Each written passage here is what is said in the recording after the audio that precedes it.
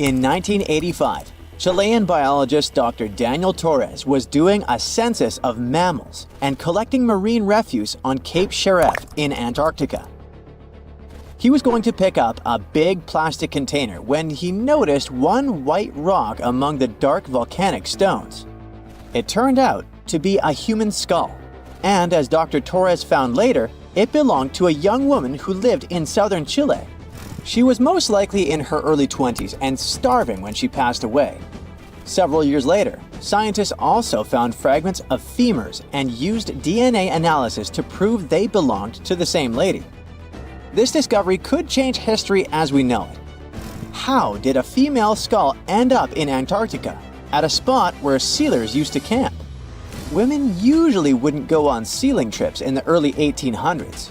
To add to the mystery, there was nothing else found at the site.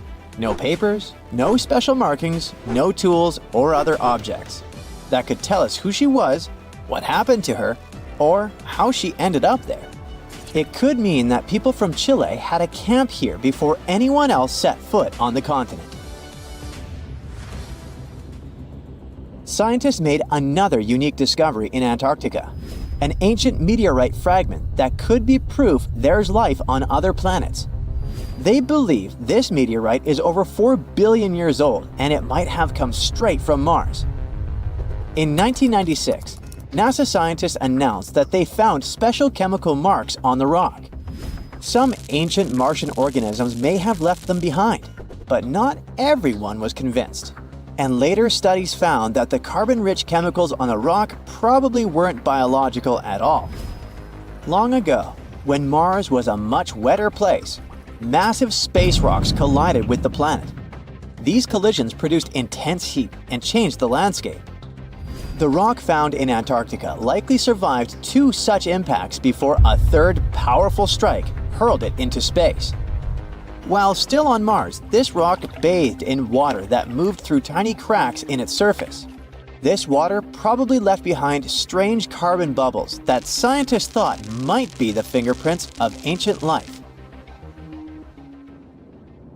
Researchers recover more rocks from space in Antarctica than in any other part of the world. But you don't expect to see a pyramid there, right? I could make you try to solve this mystery, but okay, this object only looks like a pyramid. In fact, it's a mountain. You can easily find it on Google Maps if you scroll all the way to the Ellsworth Mountains. It's the tallest mountain range in Antarctica, and it stretches for almost 250 miles. Explorers from the British Antarctic Expedition first found this unusually shaped mountain and nicknamed it the Pyramid. Over the past 100 years, many people have wondered if there really was a pyramid in Antarctica, and if yes, who built it? But scientists totally rained on this icy parade as they explained there is nothing unusual about a rocky peak showing above the ice. It's just a coincidence that this one and the neighboring peak are cut in a pyramid shape. Researchers at the University of Colorado found a 10,000-year-old hunting tool near Yellowstone National Park. It was buried in ice, but as it melted because the temperatures got warmer, the tool came to the surface. Researchers were keeping this find a secret for a year. They wanted to get the findings published in a scientific journal before amateur archaeologists would get there and start their own search operations on the site and disturb it. The dart, which is about 3 feet long, was made from a birch tree, and it still has some markings that prove that it belonged to an ancient hunter.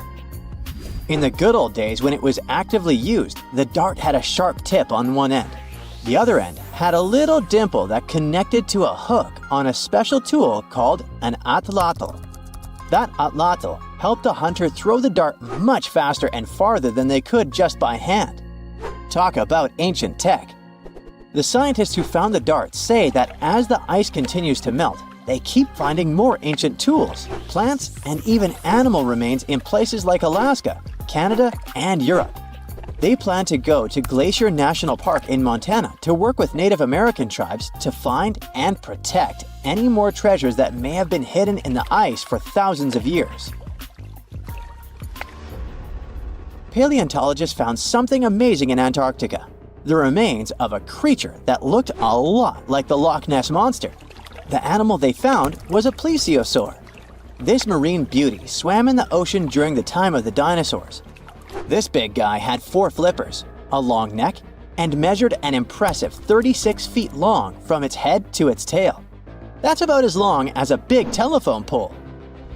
This specific type of plesiosaur is the largest one scientists have ever discovered.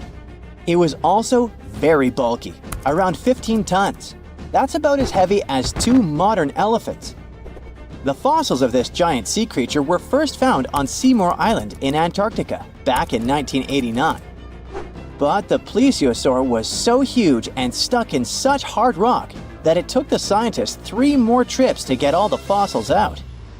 In the end, they brought 1,760 pounds of fossilized bones to the lab. The scientists noticed that some of the vertebrae bones were fused together, which means this plesiosaur was a fully grown adult. After studying the fossils, scientists decided it had lived 30,000 years before the mass extinction that wiped out dinos about 66 million years ago. In May 1845, Captain John Franklin set off from England with 133 people and 2 ships. They were trying to find a sea route called the Northwest Passage to make traveling between Europe and Asia shorter and faster. The last people who saw Franklin and his crew were sailors on 2 whaling ships in August of that same year. After that, no one knew what happened to them, and it became a big mystery that lasted almost 170 years. People sent search teams to the icy parts of northern Canada, where they found some spooky clues. There were things left behind by Franklin's crew, and they heard sad stories from Inuit people who lived there. They even found a note from 1847 on King William Island, written by one of the crew members. The note said the 2 ships had gotten stuck in the ice. Finally, in 2014, Canadian scientists announced that they had found the wreck of the Erebus at the bottom of the Wilmot and Crampton Bay. 2 years later, they found the second ship, about 45 miles away. Both ships were still in great shape, even after being underwater for so long. Underwater archaeologists studied the cabins on the ships and brought back hundreds of objects. Thanks to these artifacts, they can paint a better picture of what really happened during the last days of Franklin's dangerous journey. A mountain hiker found an unusual sandal in an area known as the Horse Ice Patch in Norway in the summer of 2019. The hiker sent GPS coordinates and photos of the find to researchers who study archaeology preserved within glaciers and ice patches. The archaeologists checked the weather forecast and figured out that they only had 1 day to retrieve the show before the snow covered it with a thick blanket. Then it would take years for it to melt, so they had to act fast and rush to the location to secure the sandal. This vintage shoe turned out to be around 1,700 years old after radiocarbon dating. They also found other artifacts in addition to the Iron Age footwear, such as frozen horse manure from the Viking Age and textiles. All these findings could mean that there used to be a travel route in the mountains that connected inland Norway to the coast a long time ago.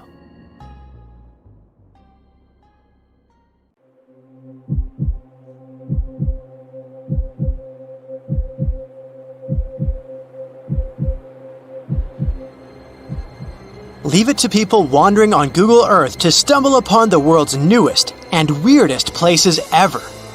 Like this mysterious pyramid discovered in Antarctica. Soon enough, the internet blew up with all sorts of theories regarding this unusual shape. Could it be a sign from a different life form?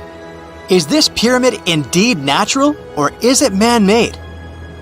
For starters, it's not the first time we've discovered a pyramid in the Antarctic. The first one was observed by the British Antarctic expedition in the 1910s and kept secret for a long time. Its discovery being kept hidden only added to the mystery. A second such structure was discovered in 2016, which further increased the interest in the matter. The mystery was soon enough deciphered by scientists. These formations are just mountains. They're located near the Ellsworth Mountains, a range over 250 miles long. So they're just mountain peaks that have broken through the ice sheet. As for their particular shape, it's just a coincidence. Pyramids are found throughout nature. The Matterhorn in the Alps and Mount Ballenstinder in Iceland, for example, are quite similar in terms of shape. As for the official name of these peaks, they're called nunataks, or peaks of rock peeking through a glacier or an ice sheet. Antarctica has way more incredible features, like the fact that it's home of 60 to 90% of the world's fresh water. That's because its ice sheet is the biggest on our planet, stretching across 5.4 million square miles. I'll spare you the calculations, but that leaves only 1% of the continent ice-free. Antarctica's ice reaches 2.7 miles thick at its deepest point, meaning half the height of Mount Everest. Should it ever melt completely, our sea levels would rise to roughly 200 feet. It wasn't always this cold, though. At some point in our planet's history, Antarctica had some average temperatures as the city of Melbourne has today.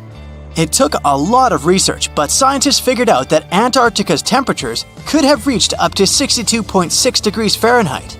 Sure, that was 40 to 50 million years ago, but if you think about it, it was at the same time when dinosaurs roamed our Earth.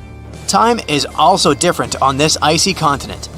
All the lines of longitude that help us calculate different time zones merge into a single point at the South Pole. Here, there are 6 months of daylight in the summer, followed by 6 months of complete darkness during the colder season. So, scientists working here stay, on average, in the same time zone they've come from.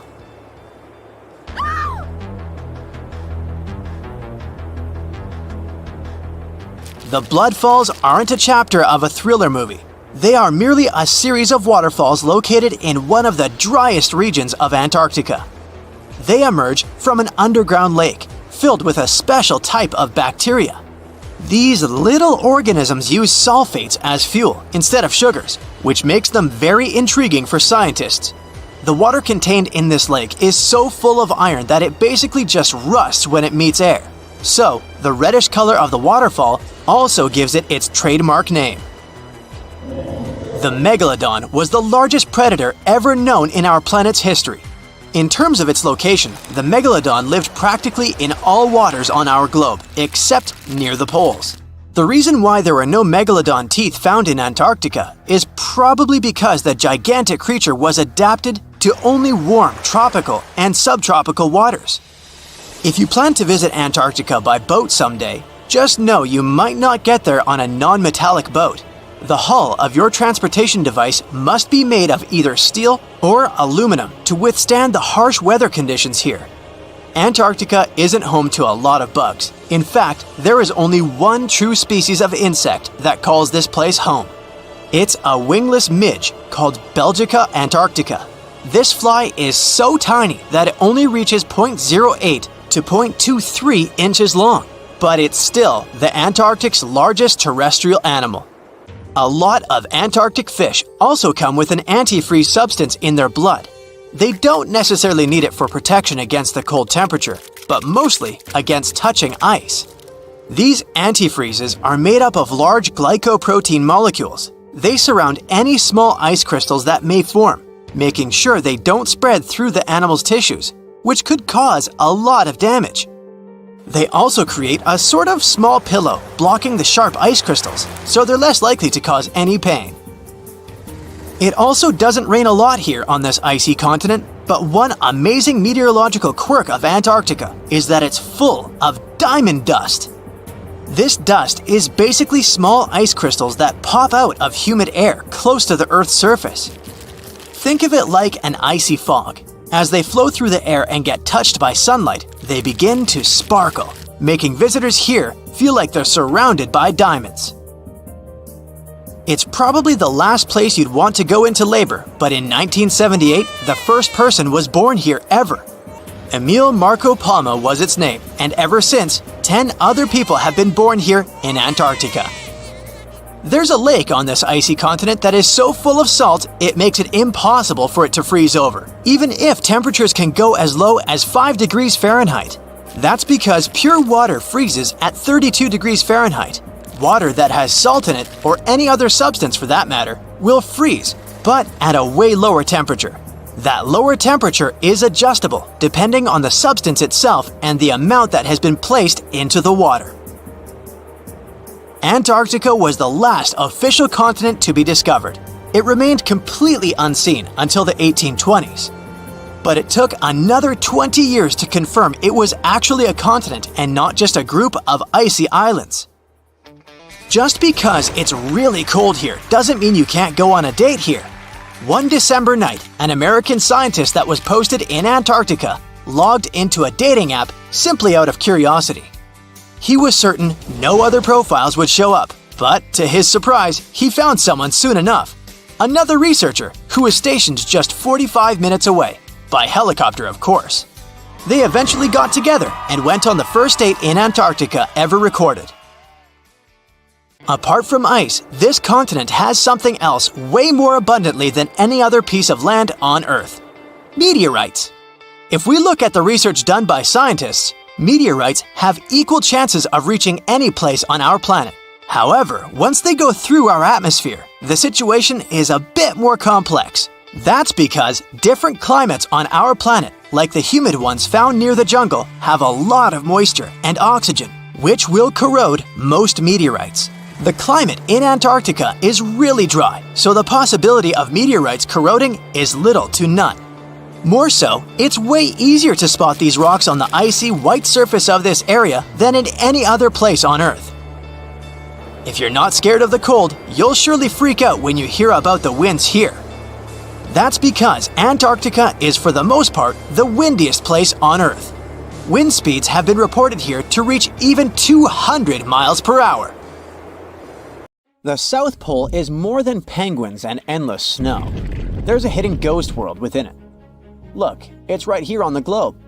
Don't confuse Antarctica with the Arctic, which is at the top of our maps. Much smaller in size, and let's face it, way less mysterious. The ice sheet covering Antarctica is about 1 to 3 miles thick, which is up to 16 Eiffel Towers stacked on each other. This massive blanket hides the true features and contours of Antarctica's land. We still don't know much about this mysterious continent, and it is ice and snow that are to blame.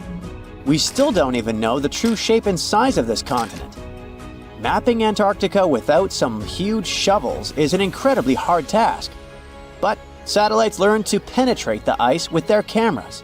And now we know there's actually an enormous, dramatic ancient landscape beneath the snow. The ghost of the past. About 90 million years ago, Antarctica was a much warmer place. It was actually a lush rainforest with tons of plants and probably teeming with life. It even had rivers flowing through it. Then the ice came. This happened about 34 million years ago, during the transition from the Eocene to the Oligocene, when our planet cooled significantly. It was the beginning of one of our several ice ages. The land remained, but now was hidden under ice and snow that got thicker and thicker. To a regular eye, Antarctica turned into a white desert, vast, flat, and featureless. Time went on. This massive ice sheet moved around, smoothing and shifting the ground beneath it. Over the millions of years, it changed what the land looked like. Now, if we looked under the ice, it wouldn't hold any signs of the original South Pole, except for one place. In areas where the ice is especially thick and doesn't move much, like in East Antarctica, it has actually worked the other way around. It became like a super thick blanket that protects the land. Normally, things like wind or rain slowly wear away the ground over time, changing its shape. But since we have this protective ice blanket, it prevents these natural processes from reaching the stuff underneath. So, the ground stayed almost the same for millions of years, like it's been frozen in time. This special area near the Aurora and Schmidt subglacial basins has become the ghost of Antarctica's landscape. This place was barely touched even since it was first covered in snow 34 million years ago. This is a historical footprint, a place that can tell us what Antarctica's ground looked like before it became a freezing nightmare. As scientists peered under East Antarctica, they saw an amazing ghost. The traces of the rivers that were flowing there millions of years ago. various valleys, and some weird little islands, as well as 3 big chunks of land shaped like the letter U. Hey, what's that all about? You see, the continents on our planet are moving constantly, sliding along the red-hot lava mantle like cereal on milk. Over history, they came together and broke apart several times. Hundreds of millions of years ago, several continents were a part of one enormous Gondwana. Antarctica was one of them. It used to be one huge landmass. But when Gondwana broke apart, the poor continent got stretched by tectonic forces. Parts of land were pulled away from each other. Whoosh! And they got torn apart. And that's how we got these big chunks or blocks of land under thick layers of ice. In any case, scientists now want to explore this ghost a bit more. But to study it deeply, they need to actually drill down through the ice, like using a straw to get to the bottom of a thick shake. This will help them pick up some rocks and dirt from way below to learn more about the Earth's history and climate. Antarctica is the 5th largest continent in the world, approximately bigger than the entirety of Europe or Australia, competing with the entire South America in size. Aside from East Antarctica, we discussed there are several more regions: Antarctica Peninsula, South Pole, West Antarctica, and the Ross Sea. The continent is basically a frozen sandbox, and all its hidden, mysterious landscape is actually less explored than Mars's terrain. We only know for sure that without ice, it wouldn't just be flat and empty, but an entire world full of big mountains, huge canyons, and even fiery volcanoes. Some of these volcanoes are so huge that they peak above the layers of snow. In West Antarctica alone, there are at least 138 volcanoes, though only about 8 or 9 are active today. One of the craziest ones is Mount Erebus, the southernmost volcano and the tallest one on the continent, about 12,500 feet high. And deep beneath the ice sheet, this guy hosts incredible, beautiful subvolcanic caves. The temperatures there are warm enough for t-shirts. The Antarctic Peninsula, or Lesser Antarctica, looks like a bunch of mountainous islands deeply underground. It has newer volcanic rocks that are part of the Pacific Ring of Fire, which is like a giant circle of volcanoes and earthquake zones around the Pacific Ocean. The Greater Antarctica is a huge part, almost as big as Australia. It consists of East Antarctica and the South Pole. Beneath the ice, it's a place of rocks that have been around for a very, very long time, including the special zone we mentioned. You probably know that Antarctica is nearly devoid of humans. No wonder, with a mean temperature of about -46 degrees Fahrenheit. But even though this place is horrifyingly cold and deserted, life still clings on. You guessed it, in the underworld. In 2017, scientists found DNA traces of algae, moss, and even possibly unknown small animals in the deep caves. That means that even in such crazy conditions, there are still unique ecosystems thriving in little isolated warm pockets beneath the snow. There was another incredible find beneath Antarctica's Ross Ice Shelf, a lively ecosystem vibing within an underground river.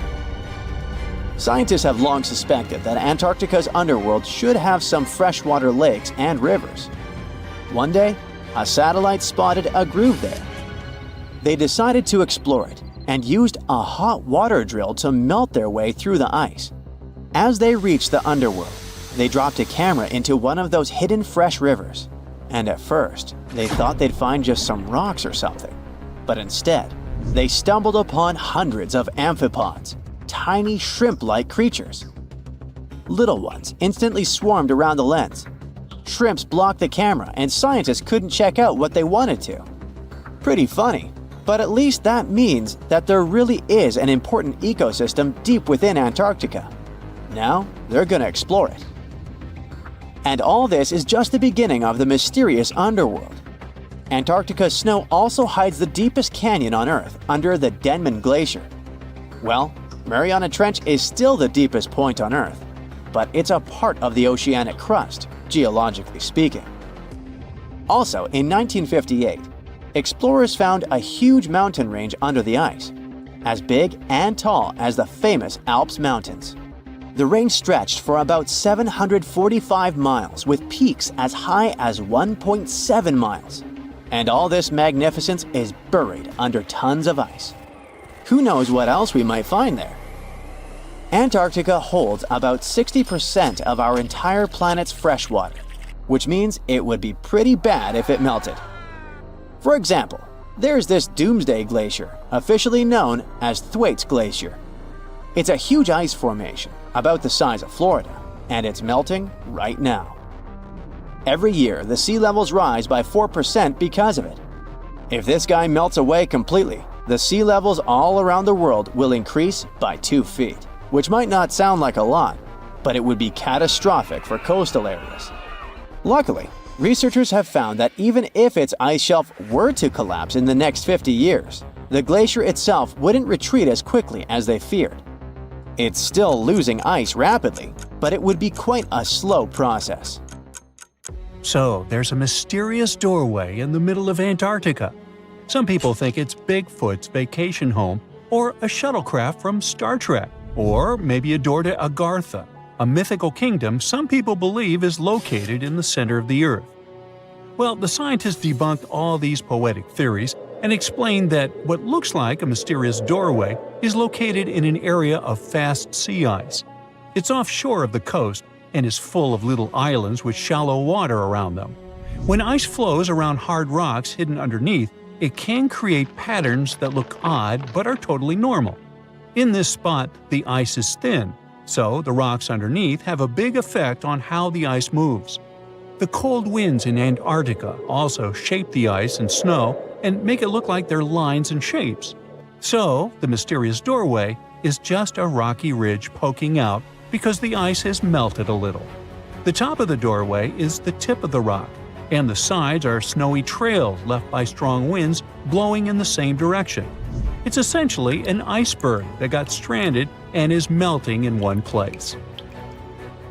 One YouTuber found another out-of-place mysterious object more than 150 miles off the shore of Antarctica, a 400-foot-long ice ship. The internet went wild with theories like that the ship must have ended up there right from the Bermuda Triangle. But there was no scientific proof that it was a ship and not just a large chunk of ice. And once some other internet users revisited the place, they noticed the ice melted in the summer and the hypothetical ship was gone. Another mysterious Google Maps find in Antarctica was a pyramid. And before you make up an exciting theory about how the ancient Egyptians built a secret base here, I have to tell you it turned out to be just a mountain. It's part of the tallest mountain range in Antarctica that stretches for almost 250 miles. It's not the first pyramid on this continent, as explorers from the British Antarctic Expedition found another unusually shaped mountain and nicknamed it the Pyramid. But this one didn't even have a pyramid shape. Here's one Antarctic find that definitely won't disappoint you: a giant ice shelf that reminded scientists of the Grand Canyon. A special submarine robot named RAN covered over 600 miles under the thick ice and brought back some amazing footage of icy mountains, valleys, flat plateaus, and swirly patterns made entirely of ice. One of the strangest things RAN found was giant bowl-shaped holes, or scoops, in the ice. Sadly, scientists lost track of the robot. They think that curious Wendell seals may have accidentally bumped into RAN and caused it to get stuck. To save energy, RAN probably shut itself down, and the scientists couldn't find it again. But the team is hoping to build a new robot and continue exploring this icy canyon to see how the patterns under the ice might change over the years. Another huge Antarctic canyon was found thanks to bad weather. A team of sound experts had to pause their work at the Casey Research Station in a storm. Instead of waiting around, they decided to use the unexpected free time to map the seafloor near Adams Glacier. And that's how they found a canyon that is almost 7,000 feet deep, almost 30,000 feet wide, and stretches over 28 miles away from the glacier. During the mapping, they discovered just part of the canyon before they had to go back to the research station. But when bad weather came in again, the ship went back and mapped more of the canyon. They were working in waves up to 13 feet high and super powerful winds, but they managed to get about 15 hours of data to complete their map. On the way back to Australia, they stopped one last time, and now they've got a full picture of the canyon. Studying it is helping scientists learn more about the history of glaciers and the interaction between the Antarctic ice sheet and the ocean. Now, there's a frozen lake in Antarctica called Lake Enigma. For a long time, people thought the lake was completely frozen solid. But during one expedition, researchers found that under the thick ice, there was a layer of liquid water about 40 feet deep. To learn more, they drilled through the ice and sent down a camera to explore what was hiding in the lake's depths.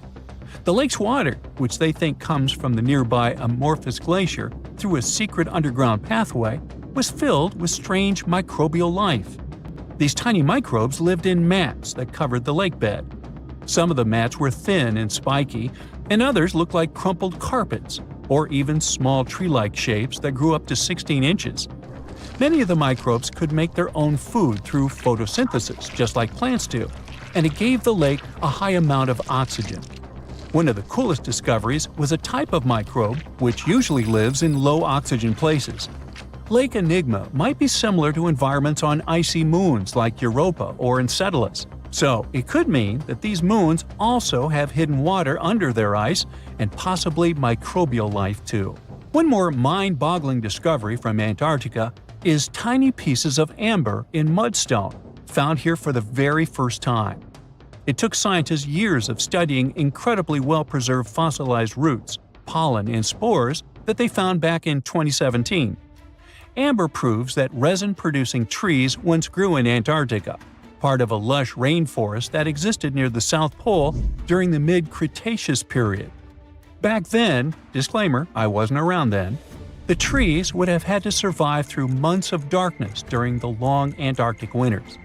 Scientists believe they adapted by going dormant for a long time. The amber pieces the scientists found are tiny, but they are beautiful shades of yellow and orange with bumpy surfaces that show how the resin flowed out of the trees. This resin likely leaked out to protect the trees from insects. It was preserved because water quickly covered it and kept it safe from sunlight and air. A scientist was browsing through satellite images for brown trails of penguin waste and found 4 new colonies of emperor penguins at the base of the globe. These new colonies likely have been around for years, though 3 of them are rather small, with fewer than 1,000 breeding penguins each. One of the new colonies was found close to a place called the Lazarev Ice Shelf, where there used to be a larger penguin colony. They thought this colony went extinct in 2019, but it seems the penguins have just moved a bit because of changing sea ice conditions. So studying them can help us learn more about how emperor penguins adapt to changes in the environment. Now, there used to be a giant river system in Antarctica 40 million years ago. Researchers found proof of it after studying soft sediments and hard rocks from the frozen seabed. They looked at tiny bits of radioactive elements, like uranium and lead, and learned that the deeper dirt came from the time of dinosaurs. The dirt closer to the surface was younger and had an interesting pattern, like the kind you see in river deltas today, such as in the Mississippi River or Rio Grande. Scientists found tiny signs of life in the sand. The river that once flowed here started in the Trans-Antarctic Mountains and traveled 930 miles before it reached the sea. Researchers kept studying newer layers of dirt from about 20 million years ago. They hope this will help them predict what the Earth's weather patterns might be like in the future. Antarctica, a snowy world of about minus 46 degrees Fahrenheit, covered in ice for millions of years. But it wasn't always this way. Scientists just found something buried deep beneath the seafloor that shouldn't exist. Tiny golden droplets of amber. This means that Antarctica was once teeming with life and thick with trees. But something happened to it. Something that could reshape the way we see our own future. Antarctica has been a land of howling winds for millions of years. No tree can grow here today. But scientists who studied those lands decided to drill deep beneath the Antarctic surface. They went thousands of feet below the ice pulling up ancient layers of sediment. And there, trapped in time, they found tiny pieces of golden amber. Amber is basically fossilized tree resin. It's found all over the world, often with perfectly preserved pieces of ancient life. Insects trapped mid-flight, pollen frozen in time. Entire tiny ecosystems can be locked inside golden droplets. In every continent, but not in Antarctica. Until now. They discovered tiny specks from 0.5 to 1 millimeter in size, smaller than a grain of sand, but with huge significance. This droplet had once oozed from the bark of a tree about 90 million years ago. What's even wilder, amber is only produced by certain types of trees, the ones that grow in humid, temperate rainforests and jungles. That's when the realization hit. Antarctica used to be a rainforest. Those tiny flecks of amber, clearly seen only under a microscope, tell us a vivid story of a living and breathing ecosystem. Around 90 million years ago, during the Cretaceous period, when dinosaurs ruled the Earth, Antarctica could have been covered in lush, swampy forests filled with towering conifers, ferns, and ancient plants. Some of the fragments showed signs of damage. That means the trees that produced them had been injured, perhaps by wildfires or parasites. Though despite that, and despite the fact it spent millions of years on the seafloor, this amber was almost perfectly preserved. Solid, transparent, and free of cracks. Normally, amber buried under extreme pressure and heat just crashes over time. But this piece, it survived. That means other pieces could survive as well, and we might find more of them on the ocean floor. But this wasn't the first sign that Antarctica had once been a different place entirely. It started in 2017. A team of scientists drilled deep into the seabed near Pine Island Glacier on Antarctica's west coast. They pulled up sediment cores, long cylindrical samples of Earth that had been buried for millions of years. And it was insane. Inside these layers they found fossilized roots, pollen, spores, traces of an ancient forest that had once thrived here. And that's exactly what they'd been studying ever since then. In order not to damage anything, they had to spend years of hard work, breaking down the sediment into thousands of tiny pieces and scanning them all under fluorescent microscopes. The same team also found another piece of the puzzle back in 2020. They found more sedimentary samples from the ocean floor that pointed to a land of dense trees, rivers, and wetlands. A world that looked more like the Pacific Northwest or New Zealand. But why was Antarctica so warm back then? Well, that's all because of the atmosphere. 90 million years ago, Earth's carbon dioxide levels were terrifyingly high. It was literally one of the warmest periods in history, with temperatures soaring even at the poles. Think about it. Antarctica had no ice caps. Instead, it could have had buzzing insects and maybe even dinosaurs wandering through its forests. But in order to learn what happened to them, the team has to find more evidence. Antarctica really is a place full of mysteries.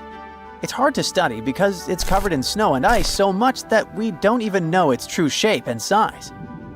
Some parts of the ice sheet are over 3 miles thick, half the depth of the Mariana Trench, the deepest trench on Earth. Luckily, snow has a great quality.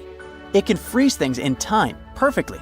Layer by layer, year after year, it buries nature's past like a time capsule. Luckily, snow has a great quality. It can freeze things in time perfectly. Layer by layer, year after year, it buries nature's past like a time capsule. At first, fresh snow is soft and shifts easily in the wind, full of air. But as more snow piles on top, it compresses, squeezing out the air pockets and hardening into dense ice. This freezing pressure locks everything inside. It traps ancient plants, animals, and even entire landscapes. And they literally get frozen in time, because the extreme cold slows down decay. It stops bacteria growth, preventing rot, and keeping things almost perfectly intact for thousands, sometimes even millions of years. That's exactly what's going on in Antarctica. Scientists have to literally scan it all the way down this snow in order to find what this place looked like millions of years ago. What they found is an entire lost world buried under miles of ice. It was beneath the thickest ice of East Antarctica, near the Aurora and Schmidt subglacial basins. The weight of the ice has been so immense for so long that it actually protected the land from erosion. Scientists call it the ghost of Antarctica's landscape, and it's nothing like the smooth, flat wasteland seen from above. They found rivers that once flowed freely, now frozen in place, valleys carved by water, even 3 massive, sharply peaked hills. But what are they? To understand that, we need to go even further back in time, to the era when Antarctica was still part of a lost supercontinent. Hundreds of millions of years ago, the land we now call Antarctica was part of Gondwana, an enormous supercontinent that included South America, Africa, India, Australia, and Antarctica all fused together. But as Earth's tectonic plates slowly drifted apart, Gondwana broke into pieces. Antarctica was ripped apart, its land stretched and fractured. The massive ice sheets that formed later covered these broken land masses, preserving them like frozen fossils. As the ice shifted and melted over time, valleys formed, and ancient rivers likely carried water toward a coast that was hundreds of miles away from where it is now. But that's not the only thing Antarctica has hidden. If you stripped away the ice, you wouldn't see a smooth, empty continent. You'd see a super dramatic landscape, towering mountains, deep valleys, even fiery volcanoes. In West Antarctica, at least 138 volcanoes are buried under the ice. One of them, Mount Erebus, is still active. And inside, it has warm volcanic caves where you could walk in a t-shirt. Oh, and if it wasn't weird enough, Erebus is also spewing out gold. Yep, the actual tiny specks of gold from deep within the Earth. Scientists believe this happens because magma, the superheated semi-molten rock beneath the Earth's surface, carries liquid gold with it as it rises. Every single day, Erebus releases about 0.2 pounds of it. That's worth around $6,000 per day. In a year, that adds up to 64 pounds, or more than $2 million, floating into the sky. Unfortunately, before we grab shovels, we gotta remember that those are just microscopic particles. They're often smaller than 60 micrometers, thinner than a human hair. Not even mentioning that they're scattered around up to 620 miles away from the volcano itself. Finding them is nearly impossible. But that just shows that even in such a harsh place that looks just like a white desert, there are still many fascinating mysteries to discover. For example, somehow, life still clings there. In 2017, scientists drilled deep beneath the ice of the Ross Ice Shelf looking for water. But they found something fantastic instead. A river hidden beneath 1,640 feet of ice, running through the dark. And inside it, hundreds of tiny shrimp-like creatures. They swarmed around the camera, blocking the lens, welcoming the scientists. In deep caves beneath the ice, DNA evidence has also shown traces of moss, algae, and possibly even unknown tiny animals. So, turns out, even in one of the harshest places on Earth, life finds a way. And who knows what else we'll discover in the South Pole. This sleek, state-of-the-art submarine named Ran was sent to explore the depths of Antarctica. But as soon as it discovered something, it mysteriously disappeared. So, what happened? It all started when scientists wanted to explore one of the most remote and mysterious places on Earth, the Dotson Ice Shelf in West Antarctica. This ice shelf, Silent Giant, stretches 30 miles wide. That's almost the length of New York City. It stands between two icy promontories, the Martin and Bear Peninsulas, and it hides an entire world of geological mysteries. If you think that Antarctica is nothing but a desert of super thick snow and ice, you're wrong. There are entire landscapes hidden deep down there. The underside of the Dodson ice shelf is a rugged, dynamic terrain shaped by the slow, relentless forces of nature. There are towering ice formations, deep troughs, and bizarre structures stretching for hundreds of feet. Scientists are super curious about it, but as you can imagine, this landscape isn't easy to explore at all. To find out more, we have to scan the area with satellites or try drilling through the snow, trying to collect the big picture, piece by piece. But these methods only gave us vague hints. The real breakthrough happened when scientists came up with the idea to let the submarines explore it. Autonomous submersibles could swoop deep into the icy waters beneath the Dodson ice shelf and tell us what's up down there. These robotic explorers have fantastic advanced sonar systems. It's that thing that bats or dolphins do. They can use sound to see the world. Basically, they send out sound waves underwater, and when those waves hit something like the ice shelf above or the seafloor below, they bounce back to the system. Animals feel how long it took for the sound waves to return and how they changed. And this helped them understand what's located where. For example, clicks that dolphins send out tell them where the fish are.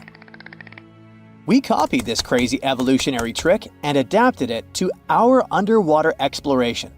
Only our version is much cooler, with a higher level of precision, so we created detailed maps of the environment. The Rand submarine was one of those robotic explorers. It was named after the Norse deity of the sea. Ran had been meticulously programmed to navigate a treacherous landscape of Antarctica. But even with all this training, its journey led to an unexpected and eerie end. In 2019, Ran was sent to explore the depths beneath the Dodson ice shelf. It was a hero, the first one to go on a mission like this. The team said it was like seeing the other side of the moon. For 27 straight days, it worked tirelessly. It traveled over 620 miles beneath the thick ice. That's like a journey from Paris to Berlin. Ran went further and deeper than anyone could have imagined. At one point, it reached over 10 miles into the glacier's belly, and what it discovered down there was astonishing. Scientists thought there would be some smooth, uniform ice surfaces, but Ran revealed an underside marked by huge cracks, ridges. There were formations that looked like sand dunes, frozen in time.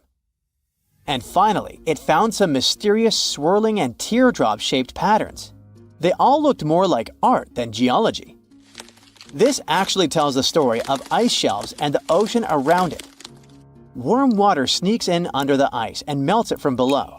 Sometimes it smooths the ice out, but other times it carves out these weird, uneven shapes that look like patterns and drawings. And some of these shapes are huge, over 1,300 feet long. That's about 3.5 football fields. The reason why they look like swirling doodles is because the Earth spins. It makes the water turn in special ways, bending the shapes and drawing these spirals. It's called the Coriolis effect. Imagine you were on a merry-go-round and tried to throw something like a ball. It would go in a curve, not a straight line. Same thing happens with the water on Earth.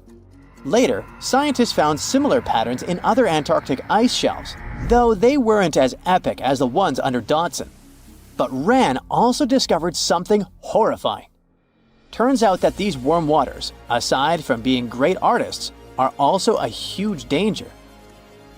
The Dodson ice shelf isn't just hanging out serenely on the sea. It's part of a very delicate system and acts as a protective barrier that holds back huge glaciers in West Antarctica.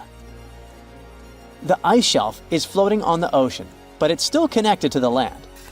As warm water sneaks underneath it and the ice melts, the Dodson can't hold on to the land as tightly anymore.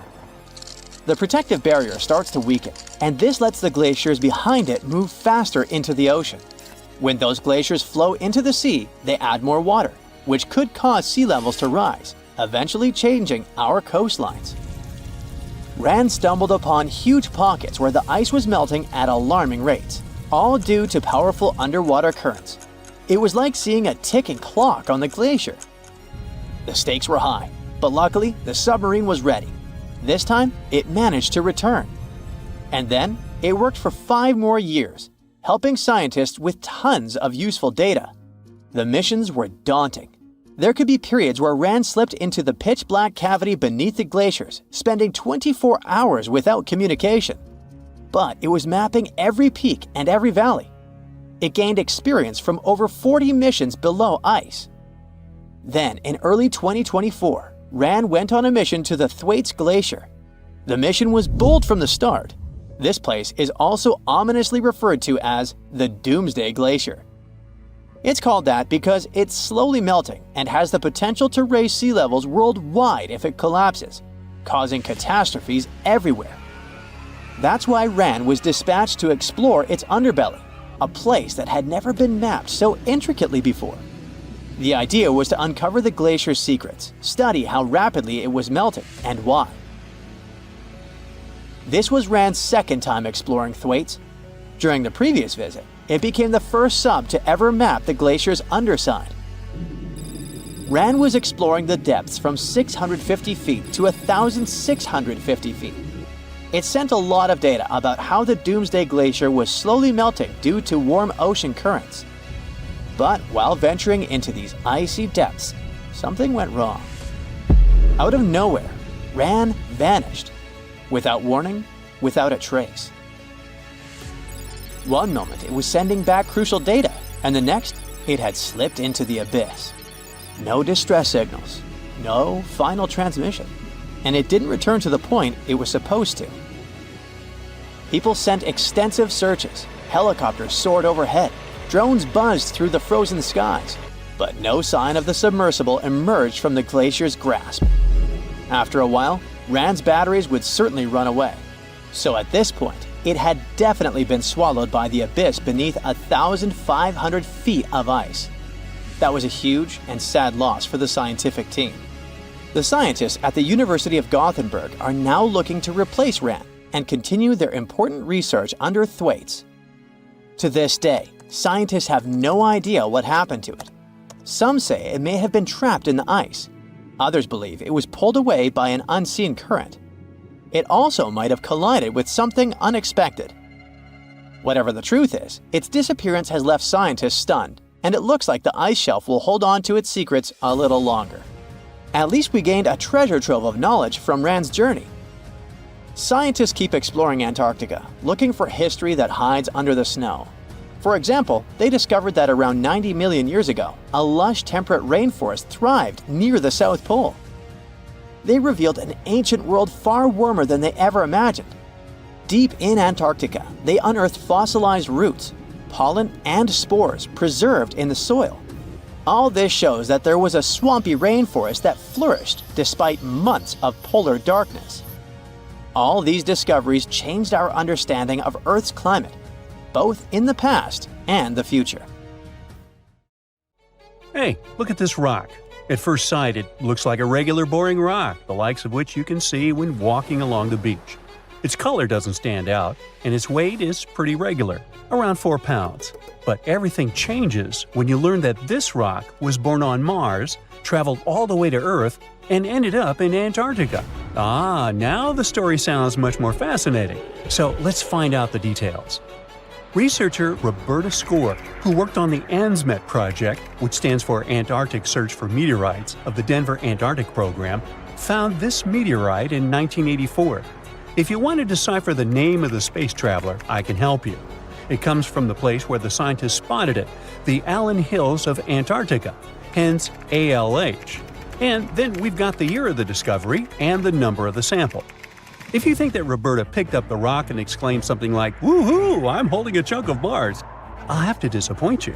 At the very beginning, it was totally unclear where the meteorite came from. And one thing confused researchers even more.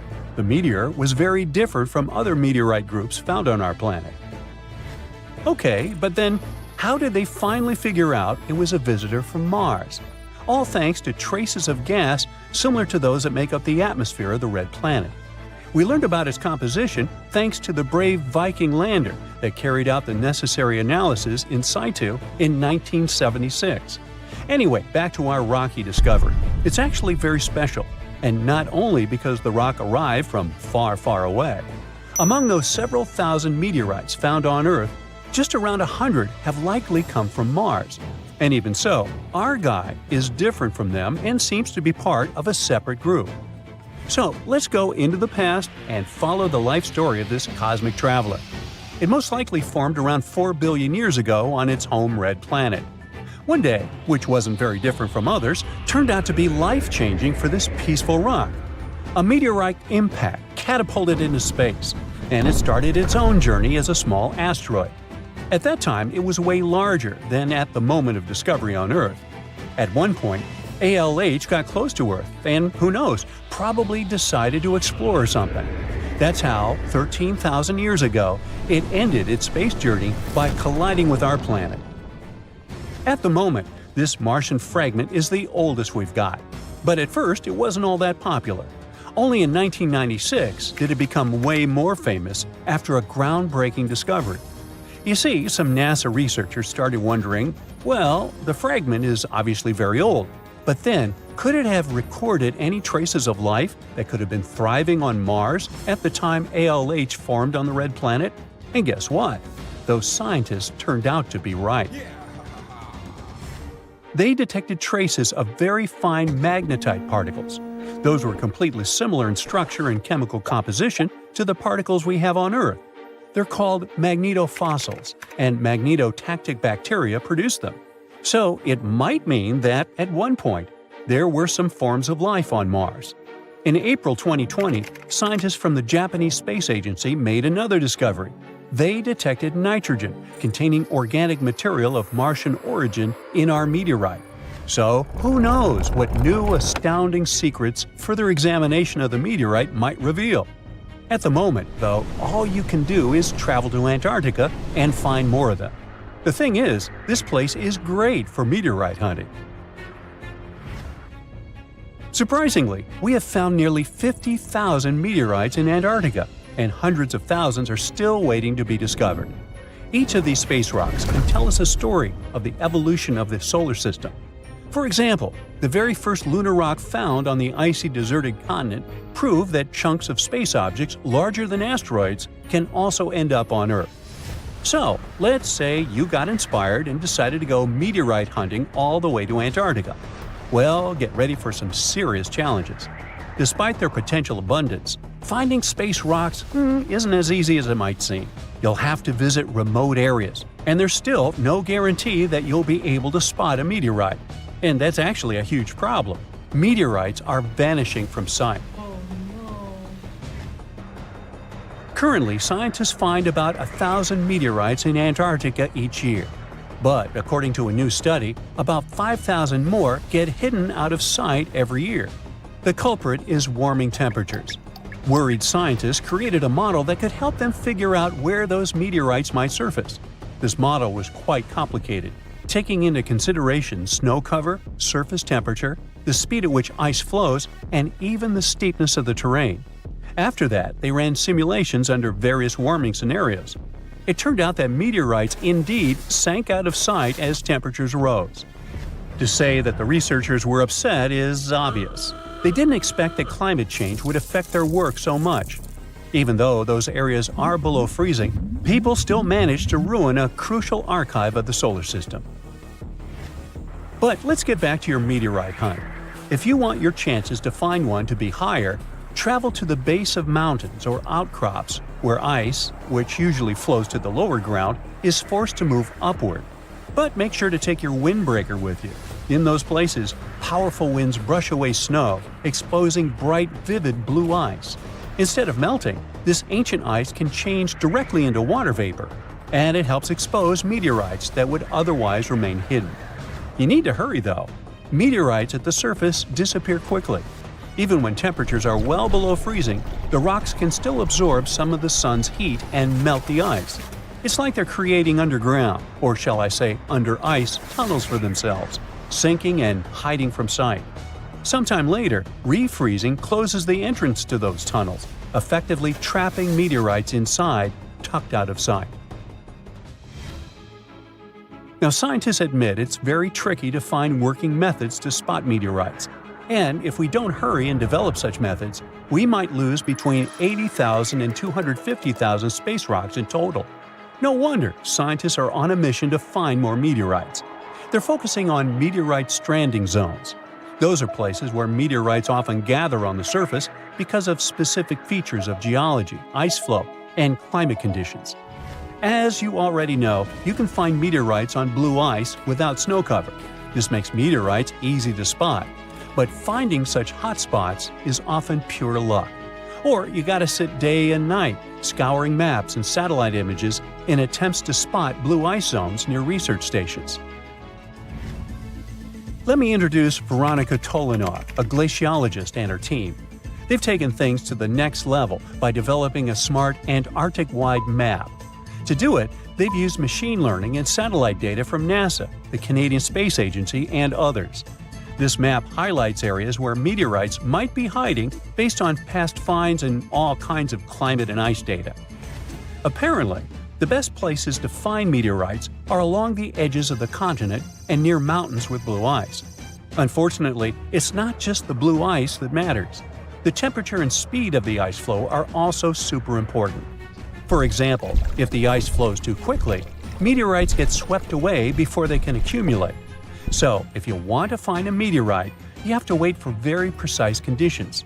The surface temperature has to stay below 16 degrees Fahrenheit almost all the time. Otherwise, meteorites sink. You can start with the Allen Hills region. Yup, that's where our ALH friend was discovered. This area is kind of a meteorite gold mine with more than 1,000 finds. But there are even more promising places, like the Fimbulheimen Mountains, and no one has searched there yet. You might be the first. In any case, with this new map, researchers developed a where-to-go index that ranks the best meteorite hunting spots, making future field trips much more targeted. And with plenty of blue ice regions still unexplored, there are tons of meteorites just waiting to be found. So, what are you waiting for? We've all dreamed of visiting the Arctic and witnessing the natural wonders of polar bears frolicking on ice floes or the aurora borealis dancing across the sky.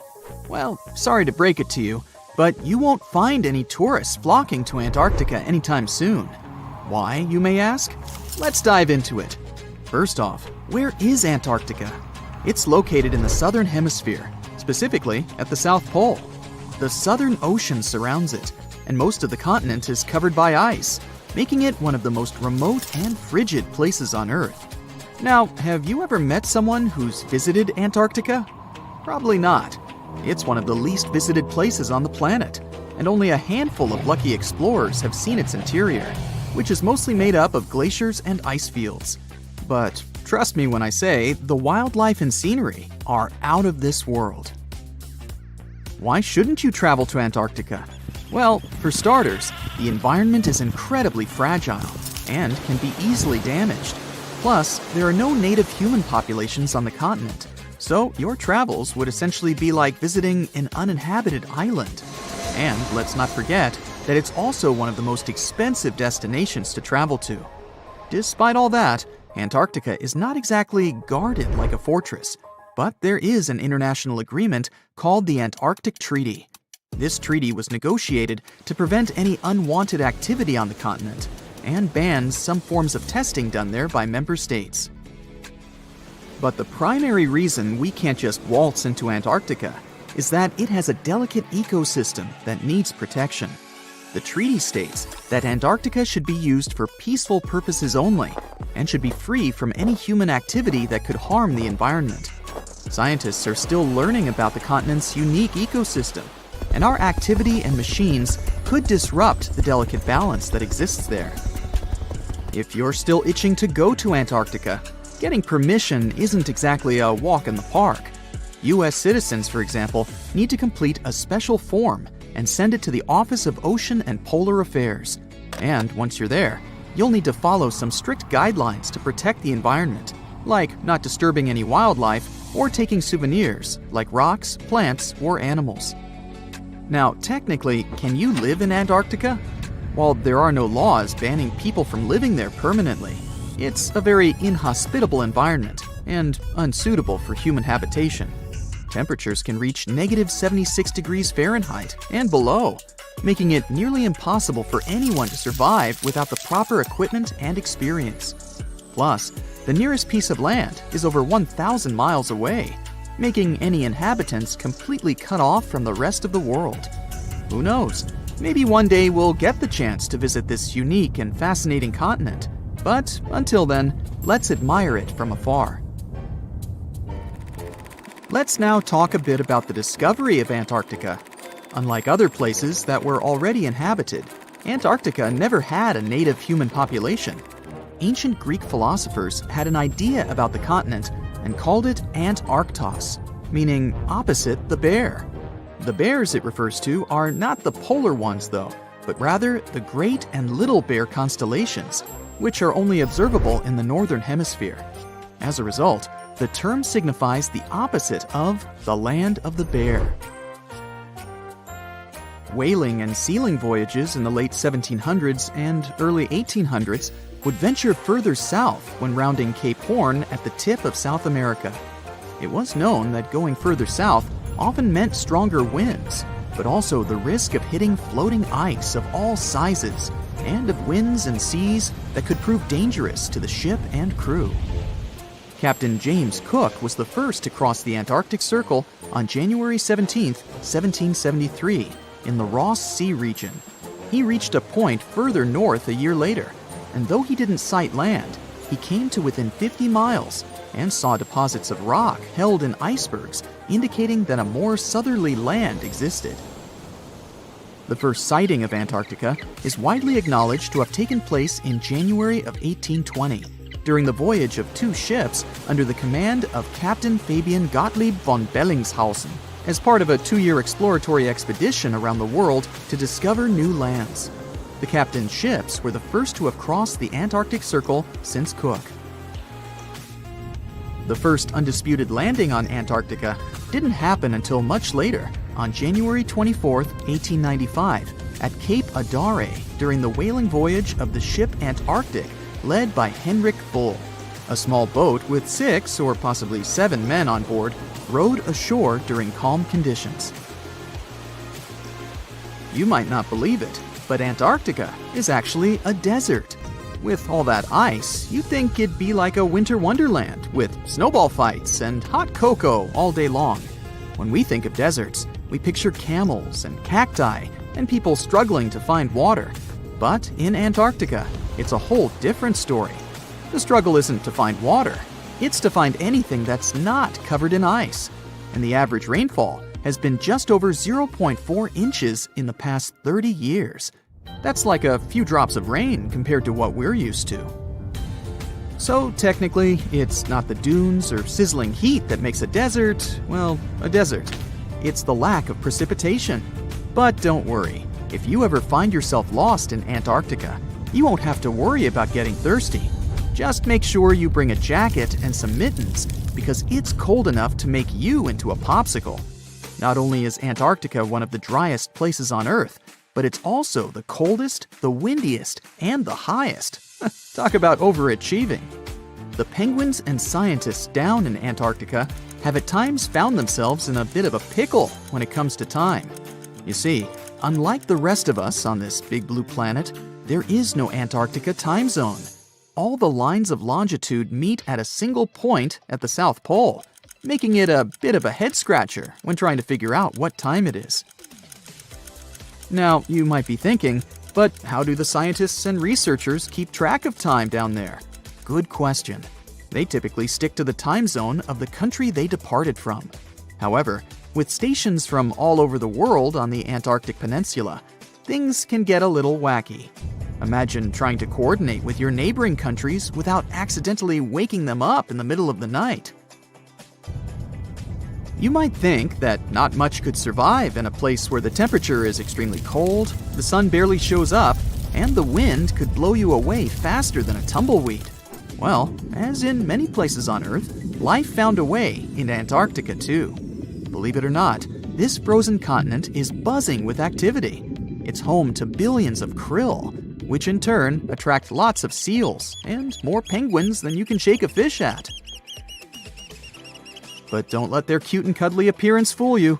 Penguins are the ultimate swimmers, with streamlined bodies that would make Olympic medal winners jealous.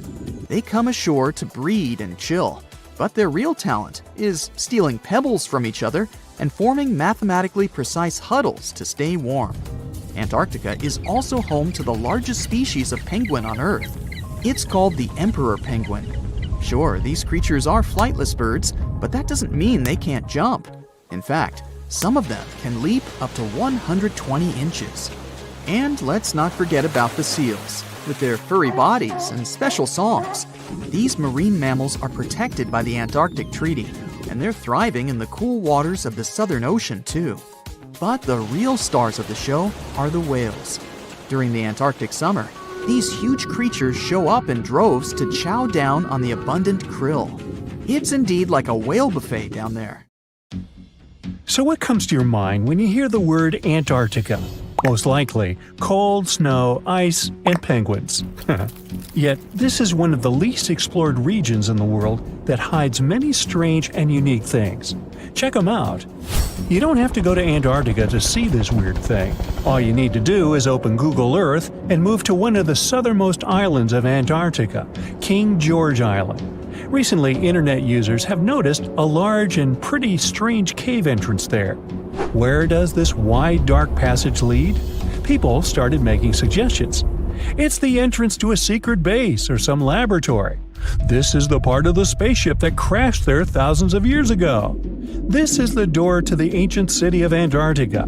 Perhaps there's a giant rock mountain with an ancient cave beneath all this snow and ice. Well, there's some ideas.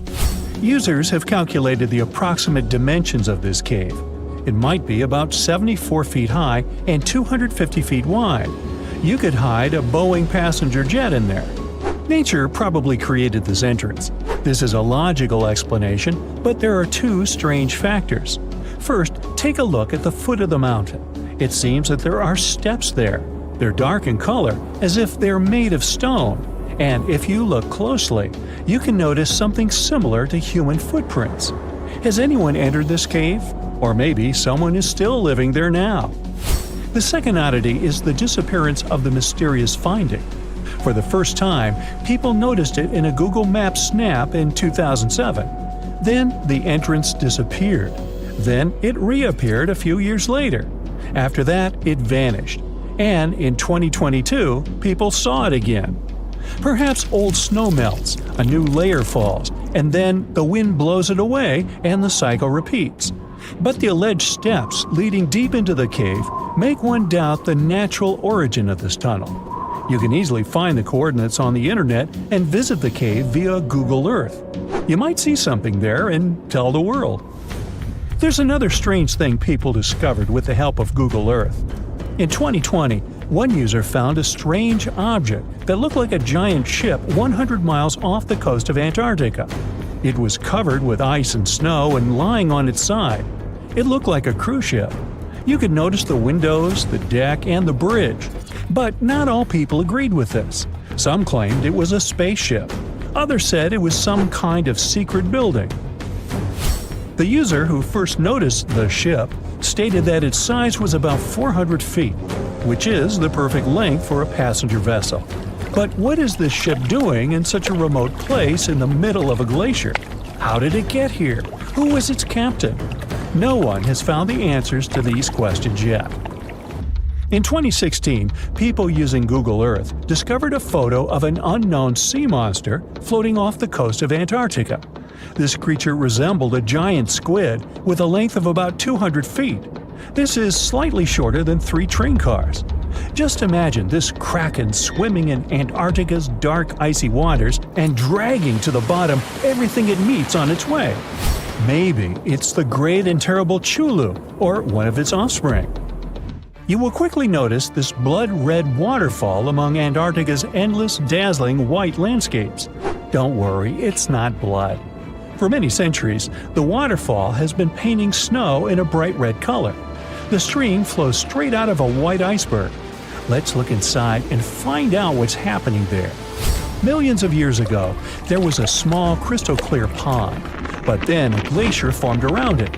A thick layer of ice and snow blocked sunlight, heat, and oxygen access. For millennia, the reservoir remained in this cold vacuum. But at one point, the water made a hole in the icy wall and broke out. When this salty water comes into contact with oxygen, it immediately turns scarlet or rusty. Antarctica is the only place where you can find such a unique natural phenomenon. One of the driest places on Earth is located in Antarctica. It's one of the most lifeless deserts in the world, the McMurdo Dry Valleys. In this desert, you won't see the scorching sun, hot sand, and cacti. A desert means a place with a lack of precipitation and life. The McMurdo Dry Valleys meet these parameters. But this place is also unique for Antarctica, since you won't find glaciers there. Despite the frost, ice can't form in the desert because it hasn't rained for millions of years there. It also never snows. A strong wind coming from the mountains reaches speeds up to 200 miles per hour. It would be difficult for you to stay on your feet there. The wind is filled with moisture. It heats up and evaporates all the liquid and snow in the desert because of its high speed. Only dry air reaches the ground. But you can find several lakes there. They don't freeze, only thanks to the high concentration of salt. The water is so salty that large life forms can't develop there. But scientists have found microscopic organisms near the lakes. 20 million years ago, Antarctica was filled with swamps, trees, and swarming with insects and animals. But now, it resembles the surface of Mars, literally. Scientists and astronauts are exploring such regions as the McMurdo Dry Valleys, since the natural conditions there are similar to those on the Red Planet. So, before you go to Mars, you can practice living in similar places on Earth. Also, scientists discovered an underwater world in the Antarctic filled with hundreds of amphipods, crustacean animals similar to shrimp. Wait a minute, it happened in the Antarctic? But the McMurdo Dry Valleys are located in Antarctica. Well, the words are very similar, but what is the difference? Oh, and don't forget the Arctic. The Antarctic is the region in the southernmost part of Earth that houses the continent of Antarctica, and the Arctic is another land altogether. They have the same natural conditions, frost, ice, and snow, but they're located in different parts of the planet. The Arctic is at the North Pole, Antarctica is at the South Pole. Now, back to the discovery. Scientists put forward theories that the ice of the Antarctic hides a vast network of freshwater rivers and lakes. And in 2022, they found a new ecosystem. Researchers explored the Antarctic Ross Ice Shelf and its underwater rivers. This is a massive piece of ice floating in the ocean. A team from New Zealand used a special drilling rig equipped with a hot water supply to drill a hole 1,640 feet deep. That's more than the height of the Empire State Building. Then, they lowered some video cameras and saw thousands of crustaceans swimming in different directions.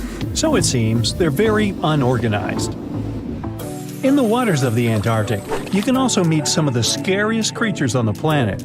These are sea spiders. They got this name because they resemble land spiders, but they're actually a species of marine arthropods. And unlike land spiders, those in the ocean are much larger. They look like 8 strong legs without a body. One such spider can be a dinner plate in width. Some of them have no eyes and have proboscises instead of jaws. Sea spiders are poorly studied because they live in deep, cold waters. Antarctica hides many little-known animals. There are long tunnels in its glaciers leading to scary darkness. On this cold continent, people have found the remains of giant dinosaurs and other ancient creatures, such as the ancestors of modern ducks.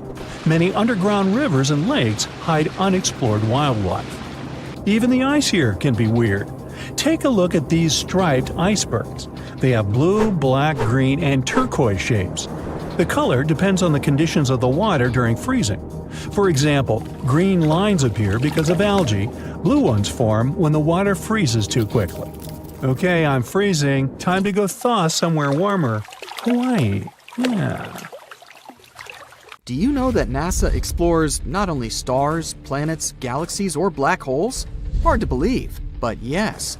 The agency also works on discoveries here on our home planet Earth. So what has NASA recently discovered? Is there life under the ice? While they were analyzing data recently, they discovered something unbelievable hiding under Antarctica's ice. And this discovery not only changes everything we know about the whole water system of the Earth, but it may also help with research about life in space. Humankind's existence might depend on understanding Antarctica and its secrets. So, the recent discoveries reveal vital information about our survival. But before we continue, let's see how much you know about this place, where it's only ice as far as your eyes can see. Antarctica is one of the world's 7 continents in the southern hemisphere. It's the 5th largest continent in terms of total area, and that means it's almost twice the size of Australia. Want to see real meteorites? Go to Antarctica. Due to its dry climate, Antarctica is one of the best places to observe space. But what's even greater is that you can find meteorites on the white surface of the continent. Scientists have already plucked about 45,000 meteorites from the ice, and they think they can see another 300,000. Since there aren't many terrestrial rocks there, it's easy for them to spot them, thanks to their dark color.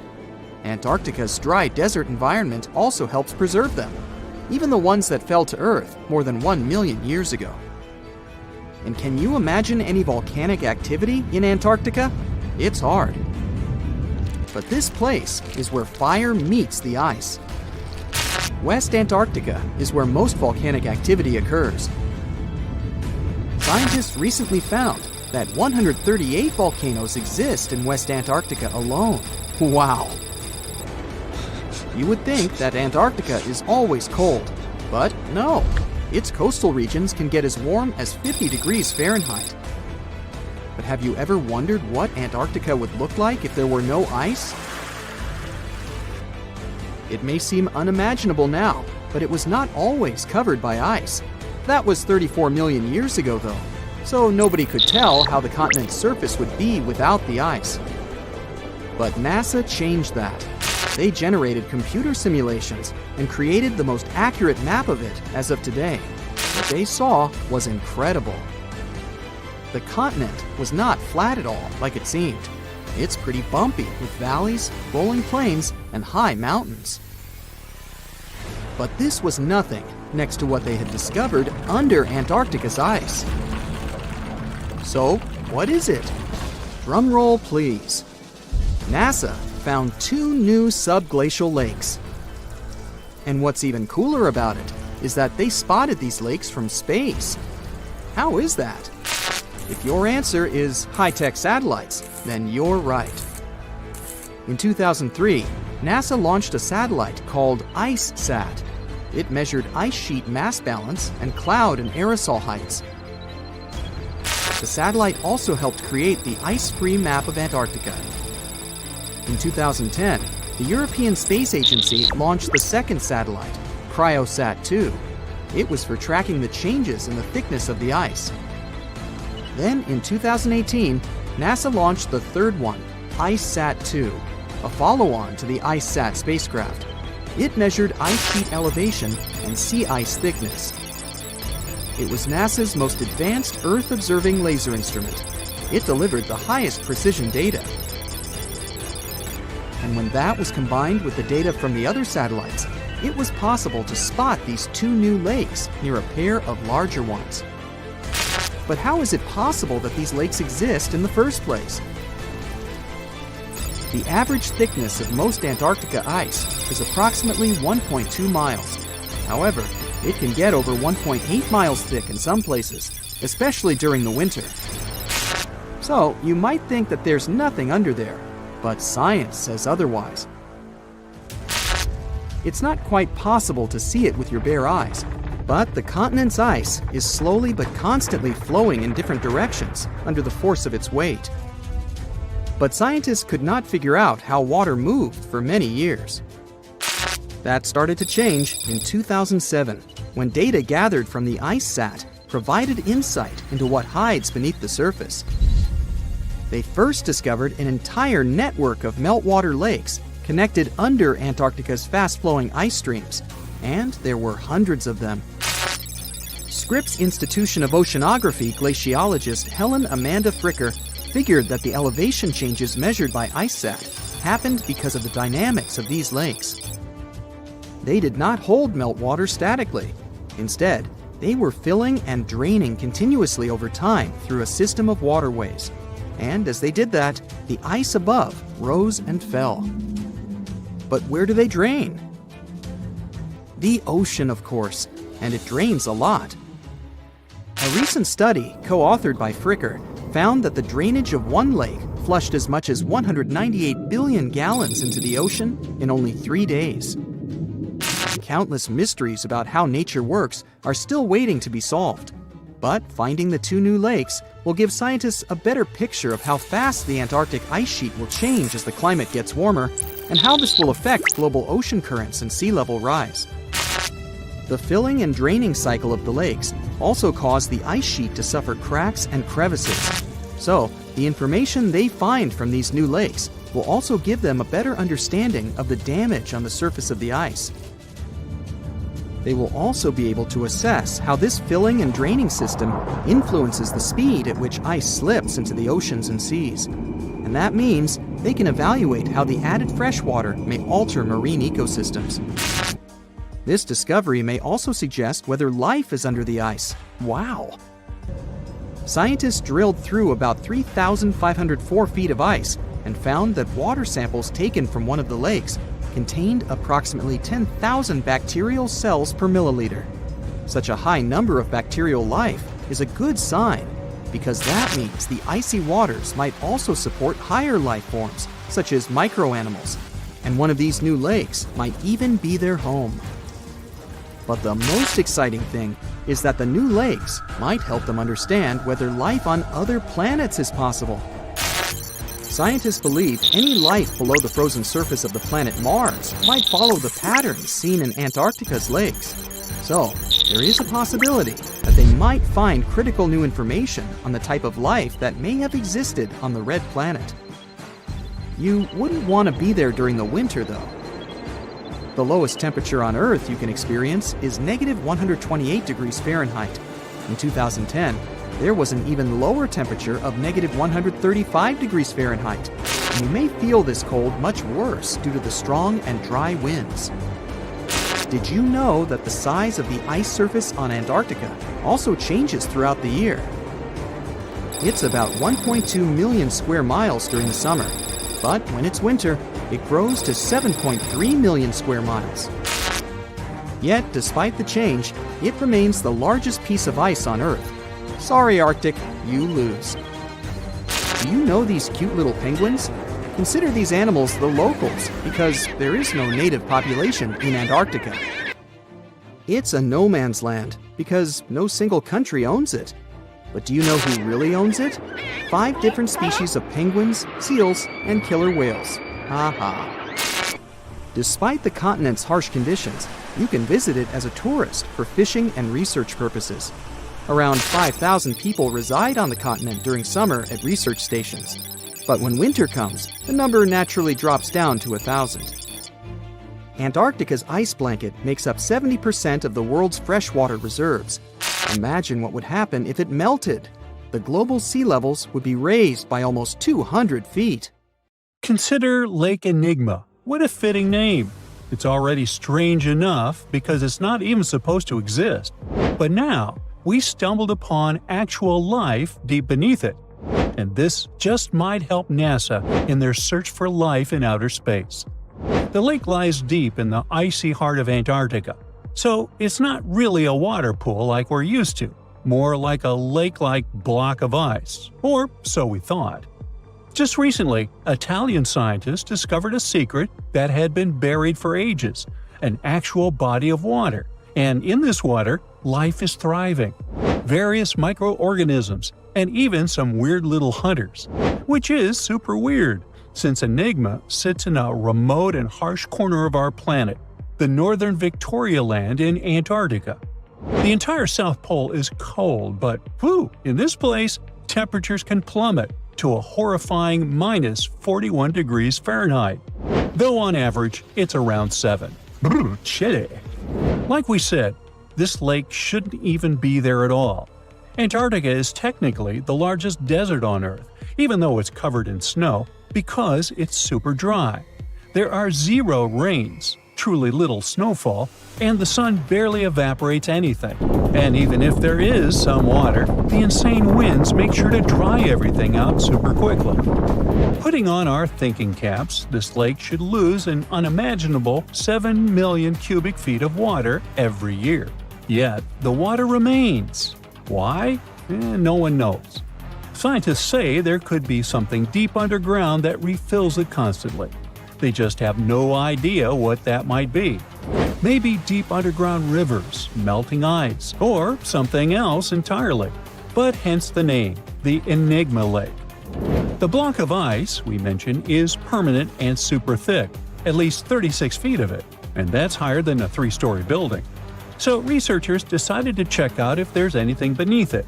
They used a so-called ground-penetrating radar, a super smart echo detector for the ground. This radar sends invisible radio waves into the earth. When they hit something underground, like rocks, water, or anything else, they bounce back to the device.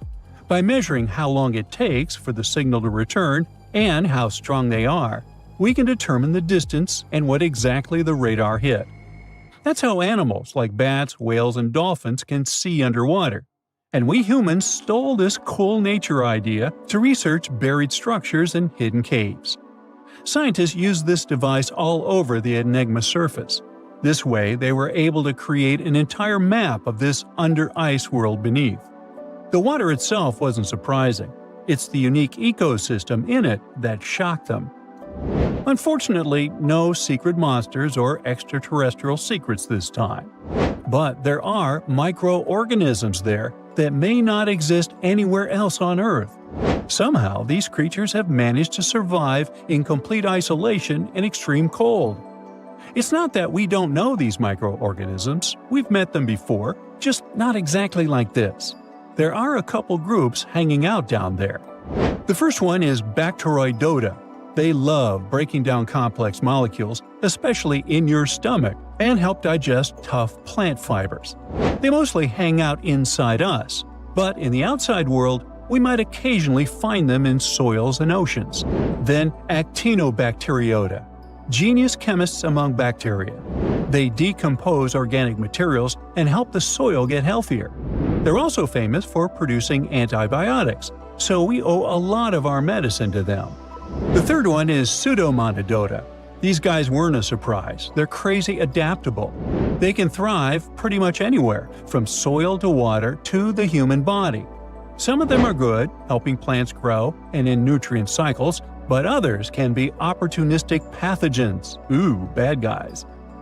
But what is actually a surprise is that Lake Enigma has tons of passibacteria. They're ultra small even for microorganisms and can barely do anything themselves.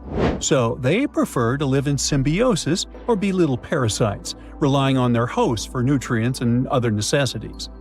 All these little chompers might be ancient. They could be remnants of a time before the lake froze over completely, which is hundreds of thousands of years ago.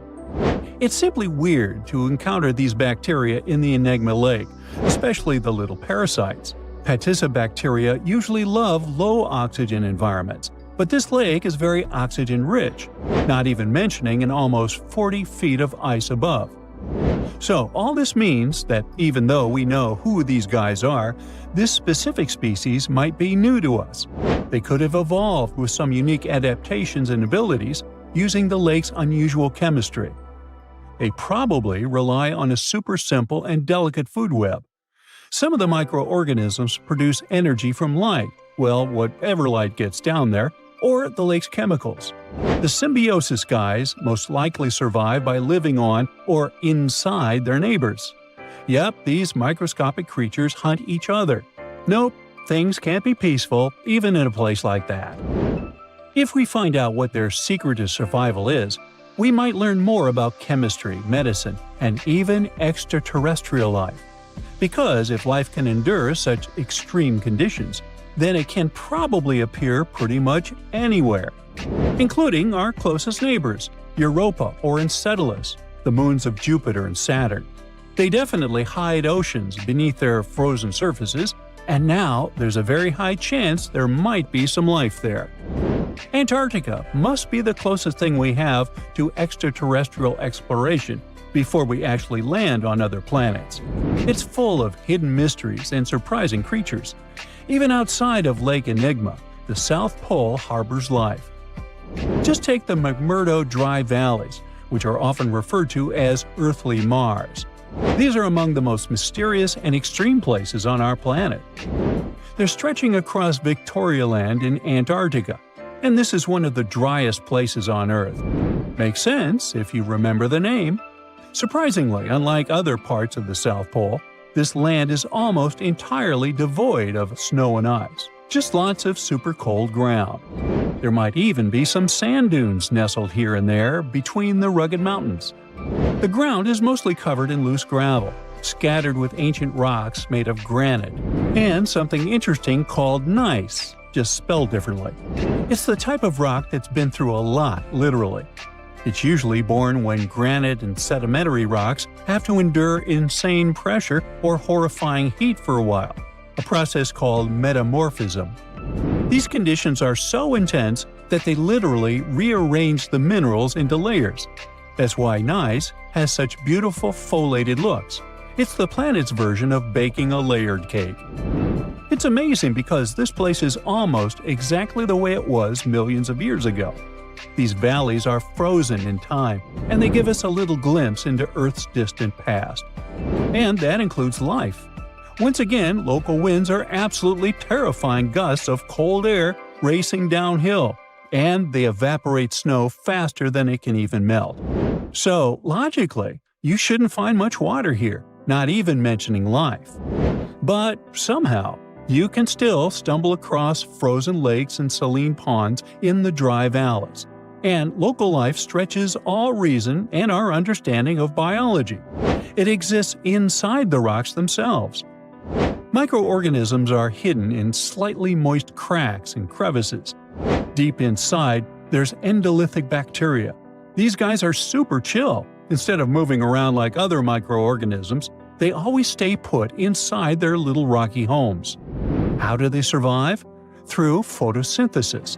Just like plants, they take teeny tiny parts of light that gets in crevices and acts like little solar panels, getting energy from the sun. Meanwhile, in another place, beneath the Taylor Glacier, there's bacteria that literally doesn't eat anything. Not comfort, not sunlight, not even oxygen. These guys rely on a diet of dusty rocks and sulfur to fuel their weird metabolisms. By breaking down sulfur and iron, they get energy to sustain themselves. This way, they easily survive in deep seas at sub-freezing temperatures, completely cut off from sunlight, oxygen, and the world itself. This place is fascinating for both its life and the lack of it. In some parts of the valleys, like University Valley, yes, that's what it's called, the permafrost is so harsh that no microbes were found at all. This might be one of the only places on Earth where life appears to be completely absent, a quite scary idea. Anyway, now scientists are thinking about learning more about Lake Enigma and drilling this Mars-like environment, exactly for that reason, to see how we could get samples from Mars in the future. Ooh, you're diving into the dark and icy waters of Antarctica. The airy blue darkness is enveloping you, reminiscent of the vast expanse of open space.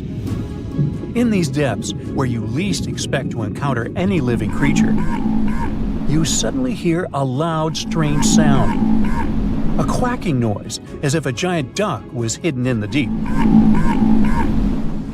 In 1960, researchers first recorded this sound and named it bioduck. Clever. For decades, they tried to unravel the mystery of its source. Was it a giant kraken? An extraterrestrial spaceship that had crashed into the ocean? A mysterious sea monster? Or perhaps an enormous duck? There were many versions, one more bizarre than the other. Oceanographers detected similar sounds in other locations as well. Off the western coast of Australia and near New Zealand, they recorded similar but higher pitch signals, which they named biogoose. It seems the creepy atmosphere of the story disappears with such names. Anyways, these sounds were not isolated incidents. They happened multiple times with consistent intervals. Many initially thought the source must be mechanical, given the regularity of the sounds. However, studying the oceans in the latter half of the 20th century was challenging because of limited technologies. Nevertheless, scientists persisted in collecting data on bioduck and biogoose, driven by their insatiable curiosity. As more data accumulated, so did the theories. But scientists eventually uncovered the mystery. Bioduck turned out to be a form of communication with a biological origin. When researchers analyzed the repeating sounds, they noticed that the signals never overlapped. One source would speak while the others remained silent, suggesting a form of communication. The question remained, which ocean creature possessed such an extraordinary method of communicating through varied frequency sounds? The answer, as many have guessed, is whales. Scientists compared the bioduck sound from Antarctica with the calls of minke whales and found striking similarities. The biogoose sounds from the waters off Australia and New Zealand likely belong to other species or very young minke whales. This discovery, however, only deepened the mystery. What purpose did these sounds serve? Were the whales discussing their dinner plans, laughing at the humans recording their voices, or perhaps sharing deep insights about the universe? The possibilities were endless, but the most astonishing revelation was that humans might one day learn to communicate with these magnificent creatures. Communicating with whales is no longer a far-fetched idea. Scientists from the University of California have already established contact with a humpback whale named Twain. In a groundbreaking experiment, researchers conducted a 20-minute conversation with the marine mammal. Here's how they did it. The specialists went on a marine expedition to the coast of Alaska, where they recorded the sounds of a group of humpback whales. Then they played these sounds through speakers, sending the signals back into the ocean. The recorded sounds resembled a greeting, like, "Hey, what's up?" but in the whale language. These greetings are used by whales to call each other or indicate their location. Now, soon after sending the signals, the researchers received a response. Twain approached the boat, circled it, and replied with a "hey" of its own. This marked the beginning of the first ever human-whale conversation. For 20 minutes, the scientists sent 36 signals to Twain, and each time the whale responded. Moreover, it waited for time intervals before answering. That is, the team received a response from the whale, waited 10 seconds, and turned on the sound again. Researchers then waited 10 seconds and answered. It seems that Twain was a very delicate interlocutor.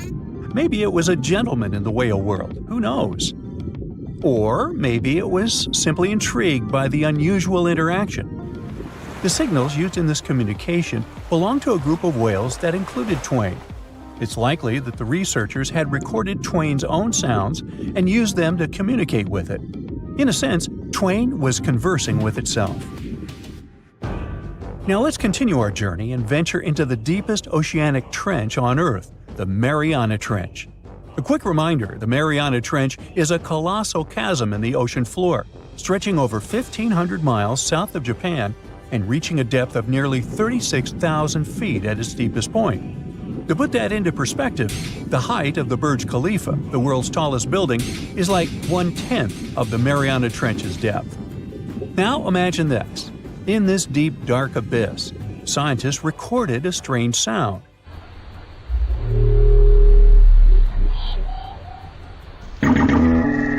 Unlike bioduck, this sound resembled something from a science fiction movie, a low rumble, followed by a metallic ping, reminiscent of the sounds made by spaceships in sci-fi movies. Researchers named this mysterious phenomenon biotwang noises. Scientists first detected this strange sound in 2014 during an acoustic survey of the Mariana Trench, and they quickly identified its source: whales, specifically Bride's whales. Using artificial intelligence, researchers analyzed around 200,000 hours of audio recordings from the ocean and found matches with a group of bride's whales. Like other animals, these whales use sounds as a form of communication. Now, did you know what else was found at the bottom of the Mariana Trench? A plastic bottle. It's unlikely it was done by a kraken or a whale or some type of monster. Everything is simpler here.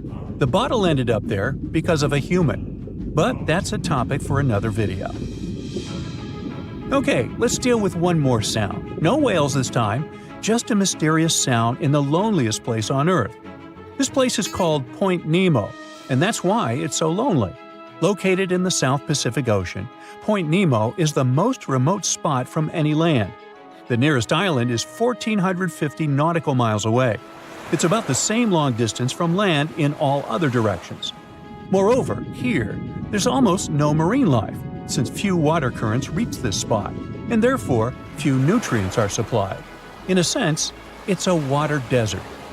And so, in 1997, oceanographers recorded a very strange and frightening sound coming from the depths in the area of Point Nemo.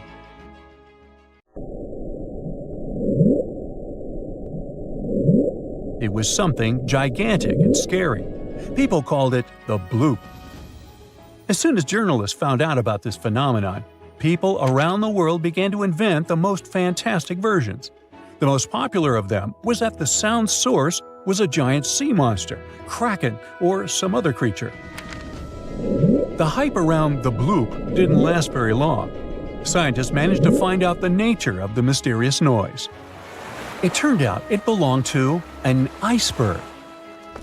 When they crack and collapse, they create powerful ultra-low frequency sounds that can be heard from a very long distance. To confirm this version, scientists recorded the sounds of other icebergs and heard something similar to the bloop. Oh, by the way, Point Nemo is so lonely that space agencies drop out-of-service satellites here. Space objects just fall in the water. There's a 99% chance that no animal or human will be harmed by falling debris in this lonely place. That's why many people call it the satellite cemetery. But what if, someday, a spaceship from another planet falls here? What if it has already fallen in Point Nemo and sometimes emits an emergency signal that breaks through the ocean? Ooh. All the mysteries you have heard have already been solved. How about we end this video with a mystery that still baffles scientists? Meet Upsweep.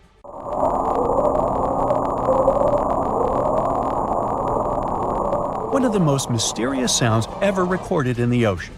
It's not just noise, it's a series of short ascending tones repeated at intervals of several seconds. It was first discovered in 1991 using hydrophones installed in the Pacific Ocean. At first, oceanographers suggested that upsweep could be associated with volcanic activity or underwater earthquakes. But the seasonal nature of the sound and its intensity change depending on the time of year, which rules out these versions. People began to consider hypotheses related to the biological life of the ocean. They studied the migration routes of marine animals and their behavior at different times of the year. However, despite all efforts, the sound source has not been identified.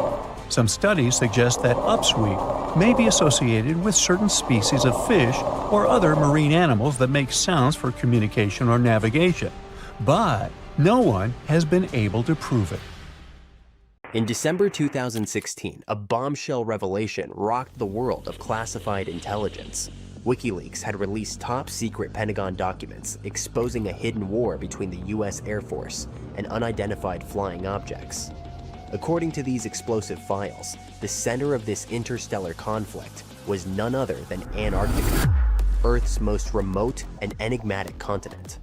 During the summer of 2016, the U.S. Missile Defense System detected an entire fleet of UFOs rising from the Southern Ocean and heading at high speed toward the Mexican coast.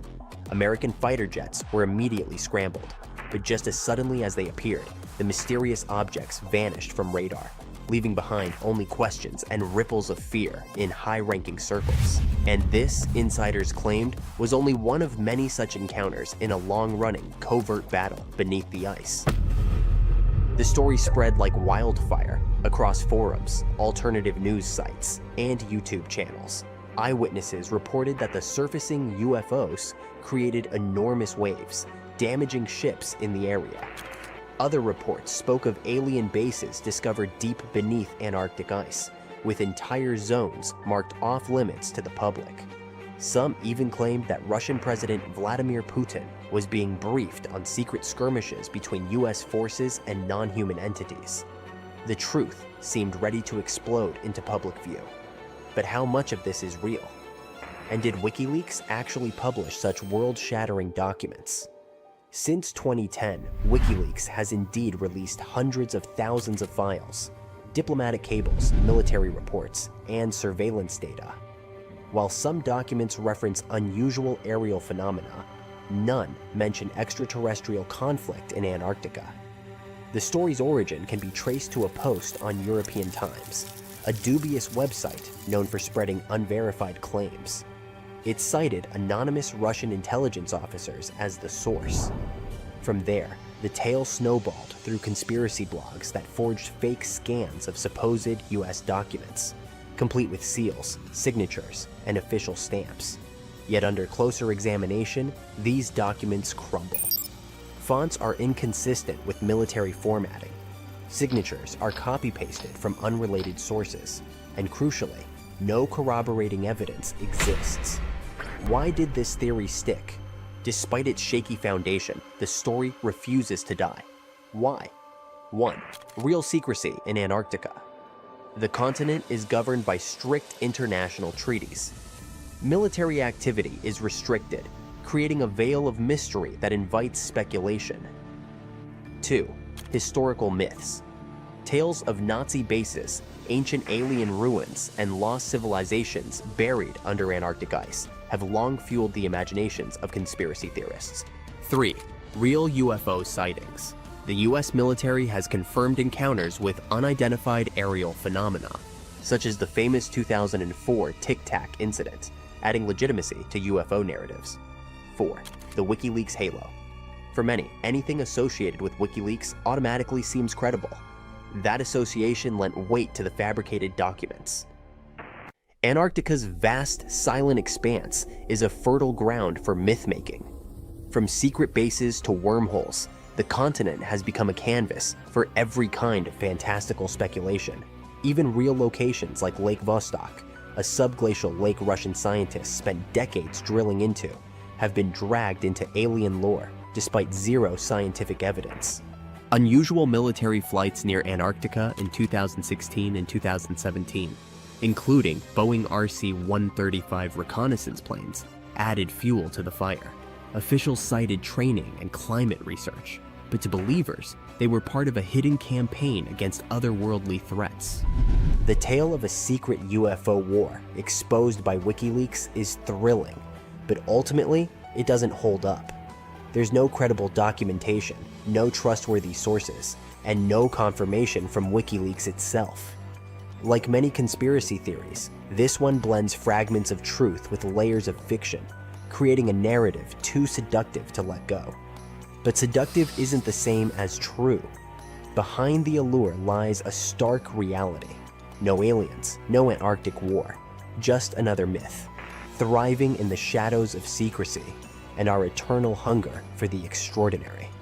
Still, as long as Antarctica stays silent, the legends will grow, because nothing feeds the imagination like a blank, frozen slate at the edge of the world.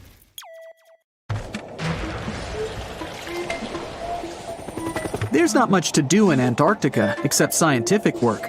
You could check out the wildlife, like some cute penguins and seals, and you'd get to see the occasional whale swimming around.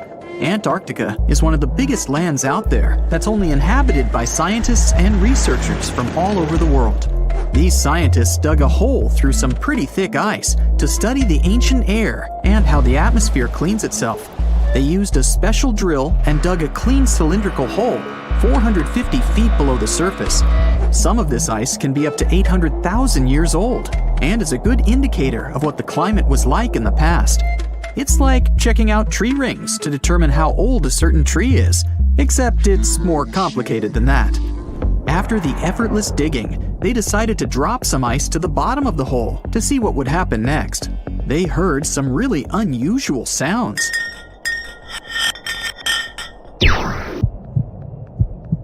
It felt like being on a spaceship traveling through a bunch of obstacles with many rocks smashing into each other. The pitches changed over the quick descent of the block of ice, ranging from high pitch and ending with a low heartbeat-like sound. The scientists were puzzled when they first heard this and dropped some more ice, only to find out that the same type of sounds were being produced, just in different variations. They couldn't tell what was down there and, more importantly, why these kinds of sounds were produced. Antarctica boasts quite a few volcanoes, many of which are under super thick sheets of ice. Scientists discovered 91 volcanoes and claimed there could be more, potentially making it the most extensive volcanic region in the world. While they were doing regular scientific research, they came across many unmistakable large cone-shaped figures underground. Some were as deep as 2 miles in the ice. Some of the peaks were over 3,000 feet tall and dozens of miles across. But on the surface, it's as plain as a sheet of paper. They may have dropped that block of ice inside an actual volcano that they were standing on, but it's unlikely. Even though the underground volcano presence was discovered by accident, there's a small chance they were actually standing on one where they had their workstation set up. It's more likely that they worked in an area where studying ancient climates is easier and less dangerous than other places. They collect ice samples and study them in a lab. It's like discovering a prehistoric insect embedded in amber millions of years ago when dinosaurs used to roam the land. But instead of little bugs, scientists study ancient dust, air bubbles, sea salts, volcanic ash, and anything else that may have come from the environment. They can practically tell how the climate was during that time. These ice samples might show that Antarctica's western ice sheet melted when the Earth's climate warmed up. If it did, then it's likely to happen again. That would mean sea levels rising, affecting coastal cities and small remote islands. But scientists aren't sure it's true, despite some evidence to back it up. The process of studying ice samples can take a week or even a year, depending on what they find. They crush or melt the sample bit by bit. And like those tree rings, the deeper the layer, the further we go back in time. In order to study ancient bubbles trapped in ice, researchers have to crush the samples under a vacuum hood to keep the air out while extracting the air and putting it in vials. There are various instruments and devices to study the ice samples, but because it's so sensitive to damage, each measurement must be in a clean room setting so that nothing gets compromised. The scientists have to wear proper bodysuits and many layers of gloves and constantly get ventilated. Even something as tiny and insignificant as a fingerprint can ruin a sample. They look for certain patterns to see changes in the atmosphere's composition and temperature. But dropping a few blocks of ice down a hole wouldn't be so bad. The reason why it made such a peculiar sound is the same reason why a moving car sounds different when it's honking than when it's stationary. The scientific word for it is the Doppler effect. It's an obvious change in the frequency of a wave with respect to an observer who is moving relative to the wave source. The effect doesn't mean the frequency of the sound changes, it just shifts. And this can be said about other types of waves, like water and light. But sound waves are the most popular ones when it comes to the Doppler effect. So, when the scientists dropped the ice block down the bottom of the hole, the sound waves traveled back up and bounced around the narrow tube where they drilled. That's why they got the pew pew sound. Let's not forget that this ice block traveled 450 feet beneath us. Oil ships dig holes in the oceanic crust that go thousands of feet beneath the Earth. The Kola Super Deep Borehole in Russia is the deepest hole ever made by humans. It goes more than 40,000 feet below the surface and took almost 20 years to reach 7.5 miles. Below it is only half the distance to the mantle. In terms of the whole Earth, this very deep hole is literally scratching the surface. This wasn't a hole to dig for oil, and wasn't in the ocean either. The drilling was stopped in 1992 when the engineers found out that the temperatures were 100 degrees Fahrenheit higher than they predicted. And then it was abandoned, and it's just been a barren hole now. But that's the closest we've dug to the center of the planet. The scary thing is that some of the workers on the site could hear voices coming from within. All the way in Yemen, an ancient hole exists in Barhout, in the east of the country in the middle of the desert. It's actually closer to Oman than to the capital Sana'a. This hole has puzzled experts and locals. Unlike the holes in Russia and Antarctica, this wasn't man-made. Or was it? It's been around for many years, and the locals try to steer away from it. They don't even like talking about it, since they claim it brings bad luck to those around it, or to whoever utters its name. They claim it was created as a prison for spirits, but many rule that out. The hole is 98 feet wide and somewhere between 330 to 650 feet deep. You can also hear strange sounds coming from the inside. But according to some scientists, the well has little to no ventilation and barely has any oxygen down there. So it's unlikely that anyone or anything lives down there. The Challenger Deep in the Mariana Trench caught some low-pitched grumble sounds in March of 2016. Some of these grumbles were followed by screeches. They caught these sounds in a span of weeks, using a titanium-encased microphone so that the immense pressure of the lowest point on Earth wouldn't crush it. They had to lower it slowly as well, since it's 1,000 times the atmospheric pressure at sea level. For 23 whole days, the microphone recorded typical sounds of whales passing by and boats sailing across from above, and even rumbles of nearby earthquakes, but they still couldn't determine what caused those initial sounds. The researchers couldn't understand if the noise from the bottom of the Mariana Trench was caused by humans or was natural. They also wanted to know if these sounds affected marine life, like dolphins and whales that rely on echolocation. They still can't figure it out, but scientists estimate that the ocean is about 10 times noisier than it was 50 years ago. With technological developments in shipping, submarines, and underwater construction, the ocean will only get louder with time. Northern lights come with sounds, which nobody talks about. They're usually audible when the auroras are at their most powerful presence. Scientists were always puzzled as to what caused the faint popping and crackling, even though they were very far above us. They used some special microphones and found out that the sounds came just 230 feet above us, which is pretty low. They're caused by electrical charges gaining power in a specific region of the auroras. The electrical charges are disturbed by magnetic storms that fire up the northern lights.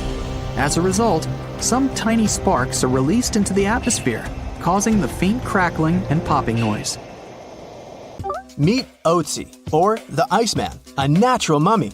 He lived sometime between 3,350 and 3,105 BCE. He was discovered in 1991 in the Ostal Alps, near the borders of Austria and Italy, and yes, the nickname derives from the name of the mountain. Otzi is Europe's oldest known naturally mummified human. Otzi was 40-something when it happened. Science is awesome. We even know that he was left-handed and lactose intolerant. He was wearing shoes stuffed with grass and laced with oryx leather. He also had a fur hat and carried a backpack with everything he needed to quickly make a fire. His body is now kept in a special room at a constant temperature of negative 21 degrees Fahrenheit. These days, Otzi is kind of a celebrity, featured in numerous documentaries and books. A decades-old mystery is solved. In 1942, Marceline and Francine Dumoulin left their home in southwestern Switzerland to get some food, but they never returned. No one knew what had happened to them. A ski resort worker solved the mystery 75 years later. He found two people dressed in 1940s fashion in ice. DNA tests revealed that they were the exact married couple. The couple had 7 children. After their parents' disappearance, the children never stopped looking for them. One of the children, Audrey Dumoulin, said she wouldn't wear black to the ceremony.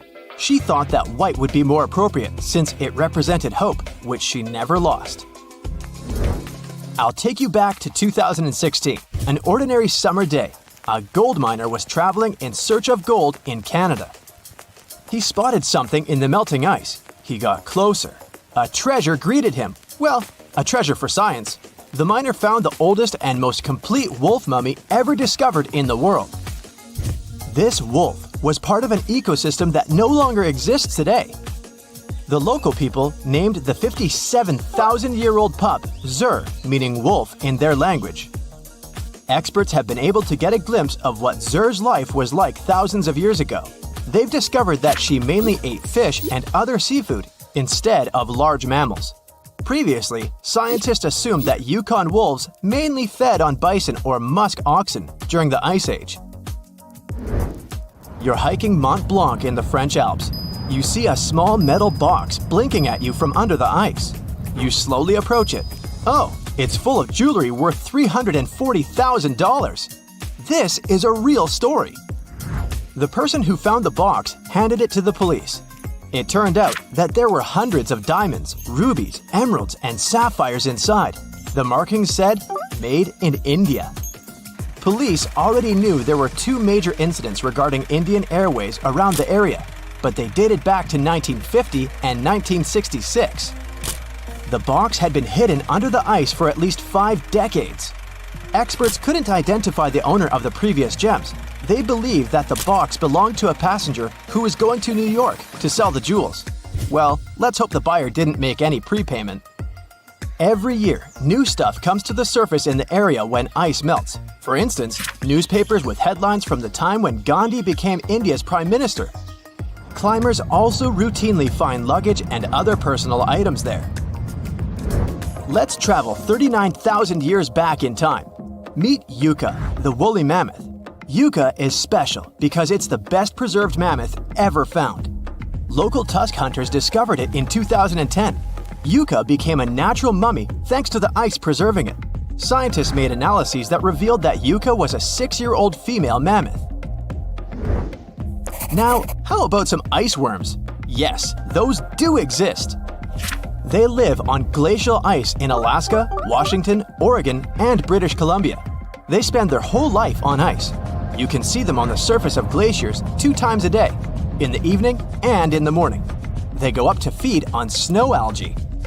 Scientists call them a scientific paradox. When temperatures are low, any creature's bodily reactions slow down and energy levels drop. Cold-blooded creatures like worms become sluggish when it gets too cold. But the laws of nature don't seem to apply to ice worms. They thrive and are very active when it's freezing cold. But as glaciers are melting, ice worms' habitats disappear too. Ice worms can be up to 1 inch long and are black or blue in color. Fun fact, there are stories and songs about them. Supposedly, they give glaciers' ice their blue color, but it's just a myth. This horned lark is an Ice Age animal. Not the cartoon, the actual one. Local fossil ivory hunters found this frozen lark in Siberia in 2018. Luckily, they notified experts about their discovery. After the examination, scientists found out that the bird had lived around 46,000 years ago. The most interesting thing is that the bird was in such good shape, considering that it had been under ice for millions of years. Experts say that the lark looked as if whatever had happened to it occurred just a few days ago. Turns out, the bird lived in the same era as other Ice Age animals, for example, mammoths. This book was lost for decades. It belonged to George Murray Levick, a surgeon and photographer. In 1910, he was on an expedition to Antarctica. Levick and his teammates spent months observing penguins, but they had to drop everything due to harsh weather conditions. Levick and his team were trapped in the area. They survived by digging a tight ice cave. Eventually, a ship managed to get to a nearby location and they were saved. But Levick left his notebook behind. It had lists of dates, subjects, and photographs he took at Cape Adare. Most pages of the book got dissolved, yet experts managed to save what was left of it. The notebook was published a century after it had been written. Look at this bone. It belongs to a scimitar cat. The bone was found in Klondike, Alaska. What makes it unique is that scientists managed to extract DNA from it. They found out it was a pre-Ice Age animal, more than 50,000 years old. Scientists used to assume there weren't any scimitar cats in the world, but this bone debunked previous theories. Plus, researchers found out that these cats had had natural hunting abilities, good eyesight, and endurance for long-distance running. At one point in the past, the number of animals the cats hunted started to decline. and ultimately, scimitar cats were outcompeted and eventually disappeared. Not just iceworms, but also viruses live in ice. Researchers revived 33 types of ancient viruses which had been frozen 15,000 years ago. 28 of them were unknown to science. It might sound a bit scary, but scientists say that these viruses are unlikely to harm people. You can put your doomsday pack aside. Before, viruses even older than these ones were revived without any problems. For instance, in 2014, scientists found a virus that was around 30,000 years old in, guess where? Yes, Siberia. But microbes that can cause problems do concern scientists. For example, after a heat wave in 1941, bacteria got out of a frozen reindeer carcass trapped under Siberian permafrost. Several people living in a nearby village were hospitalized because of the effects of the virus. Who knows what other viruses can be trapped in older permafrost layers? Well, let's hope they remain where they are. Fingers crossed. Bonus: in the 1960s, an underground facility was built in Denmark. The details of the project were first revealed only in 1995. When the facility was decommissioned in 1967, its infrastructure and waste were left untouched. Authorities probably thought that the facility would be forever entombed by snow and ice. But studies claim otherwise. When the ice melts, the camp will reappear, and so will everything in it. Let's hope nothing unpleasant comes to the surface. Antarctica wasn't always a frozen wasteland. A long time ago, it was full of life, and 56 million years ago, something terrifying stalked its jungles. A giant, flesh-eating bird. It was around 6 feet tall and weighed as much as a lion. For millions of years, nothing could challenge it. So why did it disappear? And could there be even bigger predators still hidden beneath the ice? Paleontologists found 2 massive claw bones in Antarctica, sharp, curved, and powerful, belonging to this bird.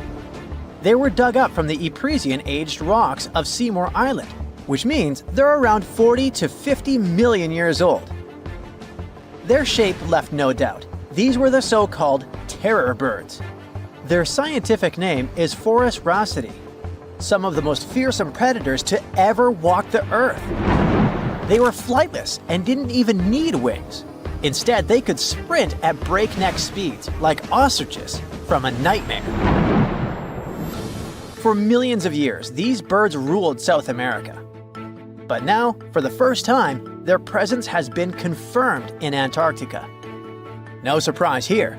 Back then, South America and Antarctica were still connected, allowing animals to easily commute between continents. So these birds probably migrated south to adapt to life on Antarctica's prehistoric landmass. It didn't just survive here, it thrived. But at some point, this nightmare of an animal vanished. Why? Most likely because of the temperature changes. Antarctica was cooling, slowly turning into the frozen wasteland we know today. Its prey may have declined, leaving the predator without enough food. Eventually, it disappeared, leaving no descendants behind. Researchers hope that they'll find a complete skeleton eventually. They're also wondering where there might be even bigger species waiting to be discovered. Perhaps these birds evolved into a completely new Antarctic lineage. But for now, all we have are 2 giant, creepy claws. People often think that there are almost no animals or plants in Antarctica. But that's not true at all. Penguins waddle around, and forget the cute tiny ones. Antarctica used to have 6-foot-tall monsters. The emperor penguins are the largest penguin species alive today. They can dive over 1,800 feet deep and hold their breath for over 20 minutes. There were giant ancient penguins around 38 million years ago. They were the size of humans. Fossils show they had long, sharp beaks, making them terrifying hunters of fish and squid. The fish there are also absolutely fascinating. Forget giant squids. Colossal squids are nightmares even bigger. Some reach over 40 feet long with massive, super sharp beaks and eyes the size of dinner plates.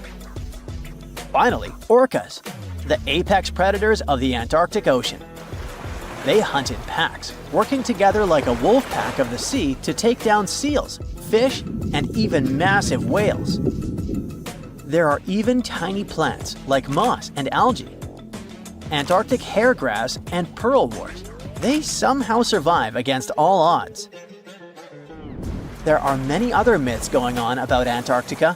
For example, some people think that when icebergs break off from glaciers, they immediately start drifting straight into the open ocean until they melt. But the reality is way more chaotic. First, when an iceberg breaks off from a glacier or ice shelf, it has to deal with underwater obstacles. It can stay stuck on the seafloor for decades without moving. Then they get caught in powerful whirlpools and spin in place for months. One iceberg, a 23A, spent nearly 40 years frozen in place before finally breaking free, only to get caught in a swirling ocean vortex for another 8 months. After that, their paths are influenced by ocean currents, tides, winds, and even underwater topography. They don't just float freely, their movements are full of literal, unexpected twists. And speaking of glaciers, another strange rumor is that some humans can't travel more than 311 miles inland in Antarctica because of an impassable ice wall, freezing jet fuel, deadly winds, and no oxygen. But this is completely false.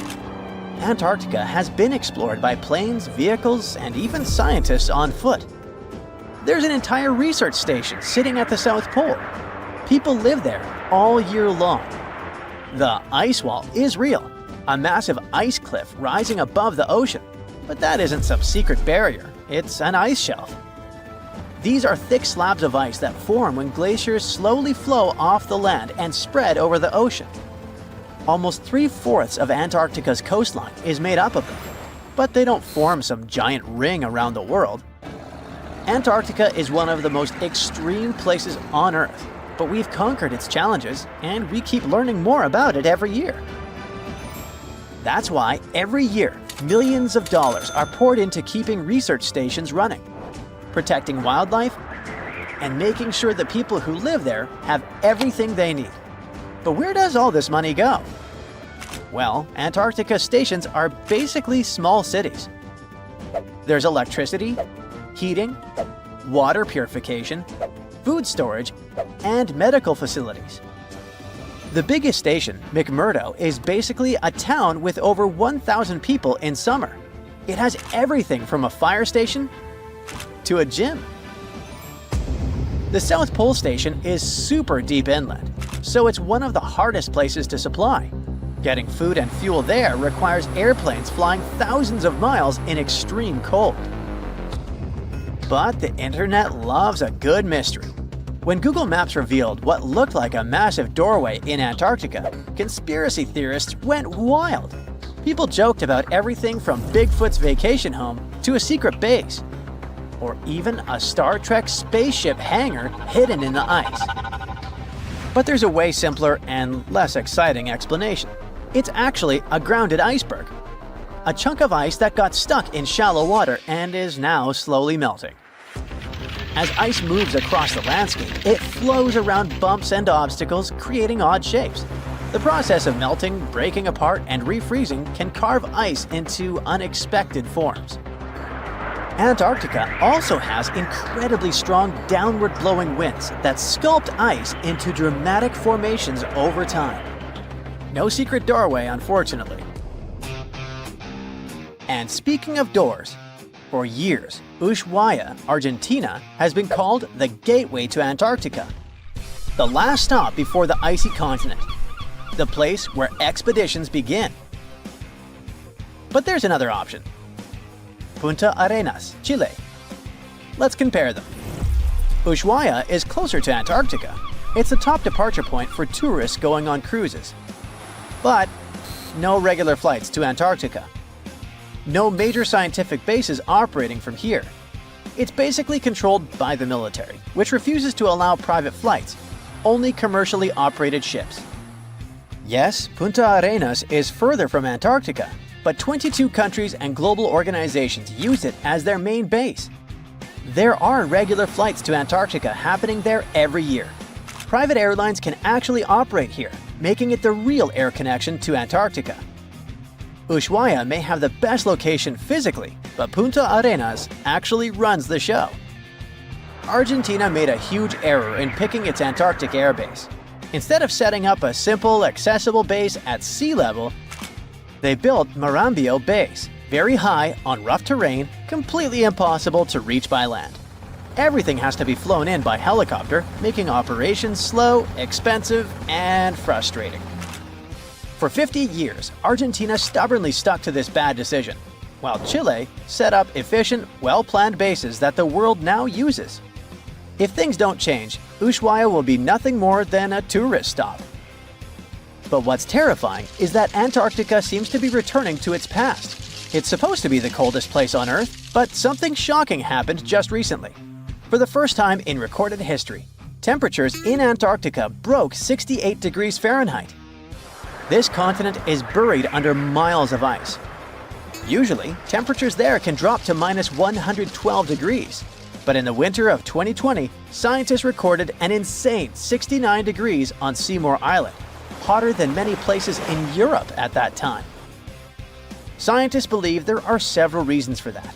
First, there are changes in the way heat moves around the planet's waters. Second, melting permafrost due to the planet warming.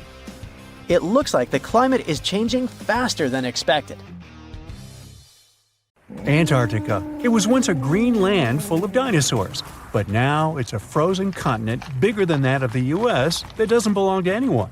It isn't hard to find. Wherever you go, just go south until you get to the big icy thing at the south pole of our planet. It lies within the Antarctic Circle, and it's the largest single mass of ice on Earth. The continent is bigger than the US and even bigger than all of Europe. And still, Antarctica was officially discovered recently. Scientists hadn't known of its existence until 1820. After the discovery, it took another 2 decades to confirm it was a whole new continent, and a few more decades after that to decide on a name. In Antarctica, anti means the opposite. So Antarctica literally means the opposite of the Arctic. Now, even before scientists discovered the land, ancient Greeks already theorized that there must be a southern continent to balance out the Arctic in the north. Also, some scientists who studied Polynesian artwork and oral history believe that Polynesians found the continent over a millennia before the Europeans did. Anyways, today we all know of this icy land at the South Pole. Because of its location, there are just 2 seasons there, summer and winter, and both last 6 months. In summer, it's a bit warmer, and the continent exists in pure daylight. And in winter, it's dark all day long. 98% of Antarctica is ice. This continent alone stores 60% of the planet's fresh water. And yet, despite all those water reserves, Antarctica is the biggest desert in the world. By definition, a desert is an area with sparse vegetation and little snow or rain. Notice that plenty of sand isn't a necessary condition here, even though the continent does have some sand and even sand dunes. It also gets a lot of wind. Antarctica is the windiest continent on Earth, and wind speeds can reach 200 miles per hour. That's even faster than hurricane winds. The little snow the land gets never melts. It just builds up over time, for centuries and millennia. So there's a thick ice layer there. This makes Antarctica full of hidden secrets. There's a whole new world underneath its ice. For example, there are a lot of mountains on the continent that are like 9,000 feet tall. It's taller than 3 Burj Khalifas stacked on top of each other, if we must, and that's currently the tallest skyscraper in the world. But we don't see all those mountains because they're all hidden under the ice sheet that's almost 16,000 feet thick. There's also a lake down there, beneath over 11,000 feet of snow. The lake is called Lake Vostok, named after Vostok Research Station, under which it's located. Originally, it was just a hypothesis. Over a century ago, a scientist suggested that the huge pressure created by tons of ice could decrease the melting point of ice in the lowest layers of the ice sheet, creating liquid water, which could form a lake. He didn't prove his ideas in his lifetime, but others continued his work and confirmed that this theory was true. There's also a canyon in Antarctica, hidden underneath huge masses of snow too. It's deeper than the Grand Canyon we have in Arizona. There is a mountain range that divides the continent into two parts, East Antarctica and West Antarctica. The western part of the continent is experiencing higher temperatures and is starting to melt. If West Antarctica melts and releases its stored water, it will raise the average global sea level by about 16 feet.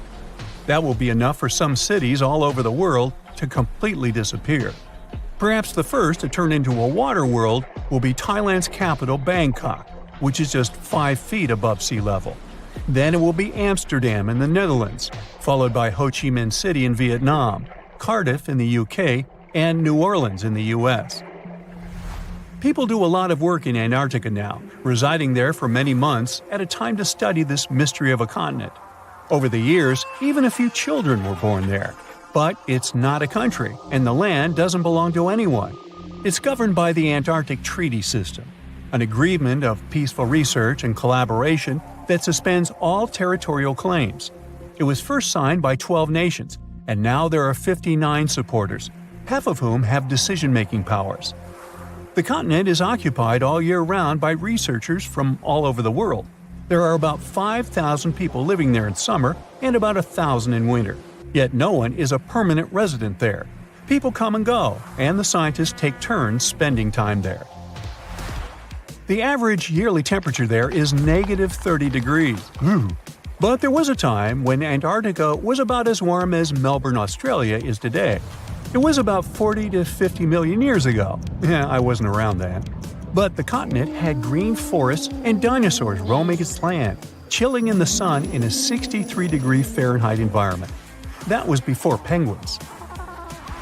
In our age, it's so cold that you won't even find any trees or bushes in Antarctica, just the snow.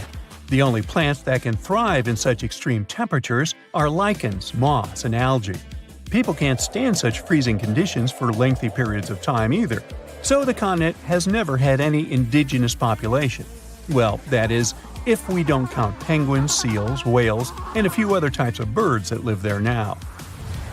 Antarctica's fauna is the scariest and least diverse on the planet because only a few organisms can withstand its harsh conditions and because non-natives aren't allowed to be brought there.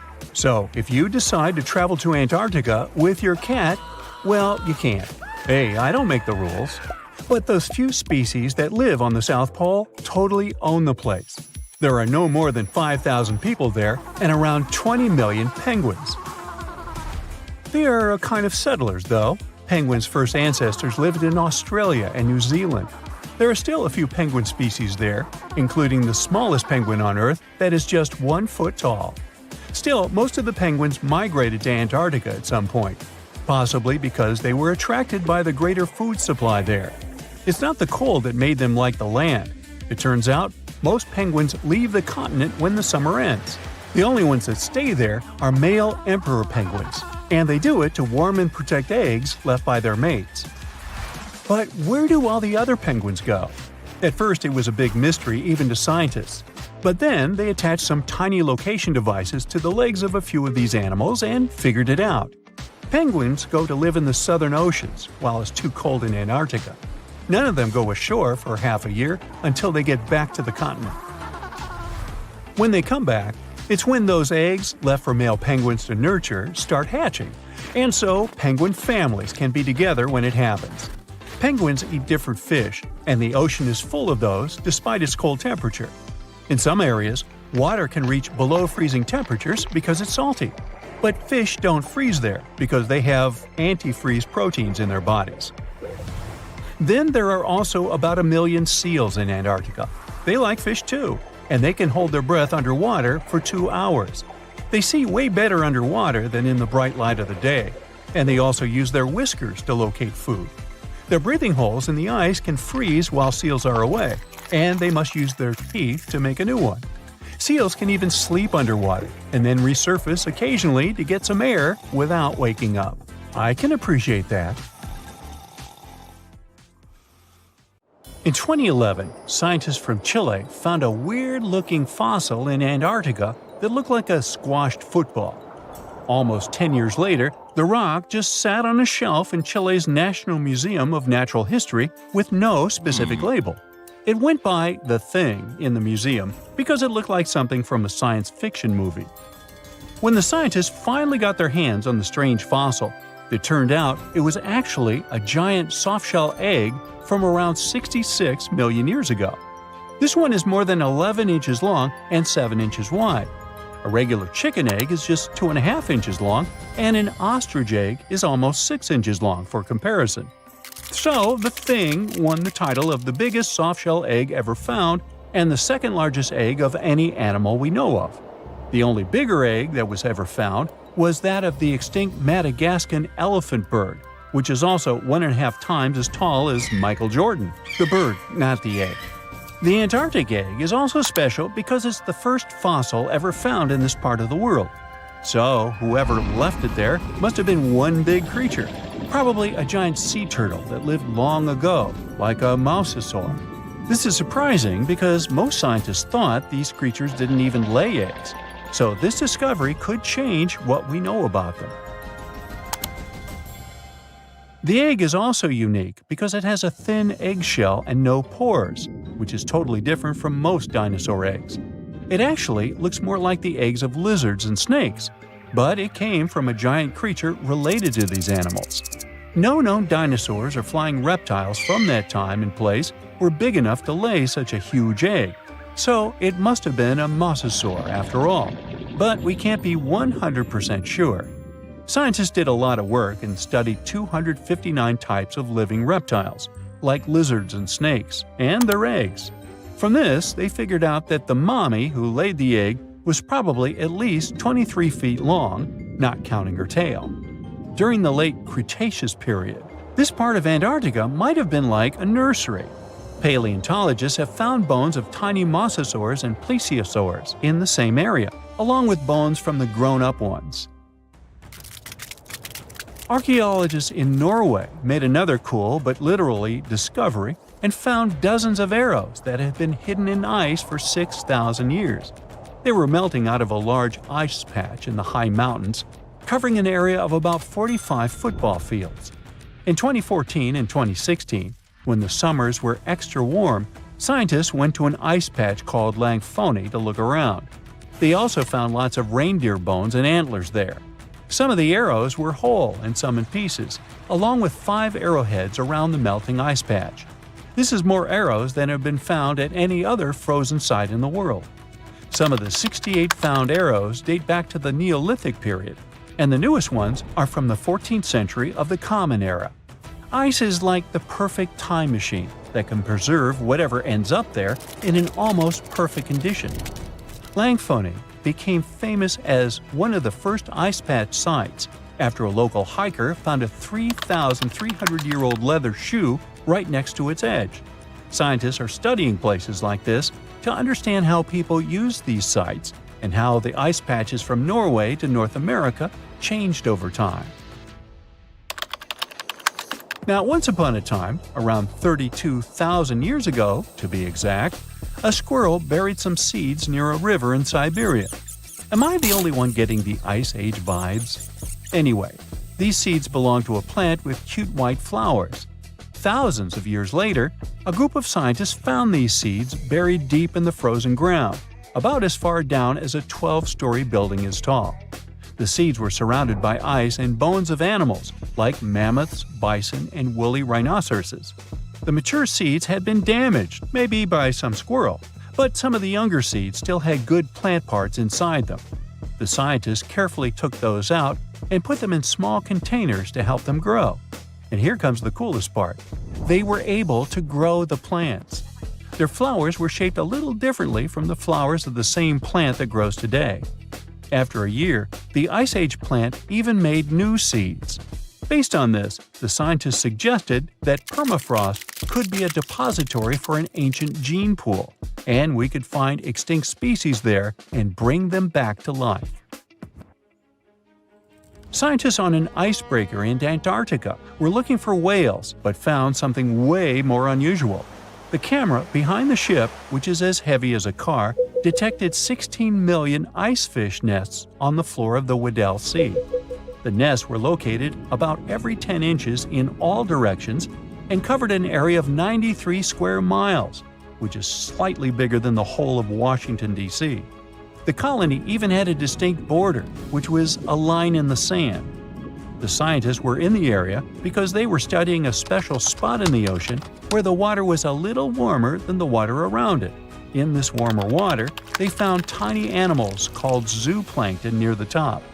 When the young ice fish hatch, they swim up to this area to eat the zooplankton before going back down to the seafloor to grow up and have their own offspring. Since there was so much food, it made sense to see ice fish in this warm water.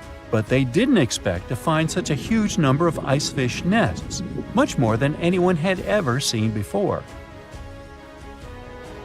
New Zealand's Antarctic Heritage Fund found some old photo negatives in a hut in Antarctica.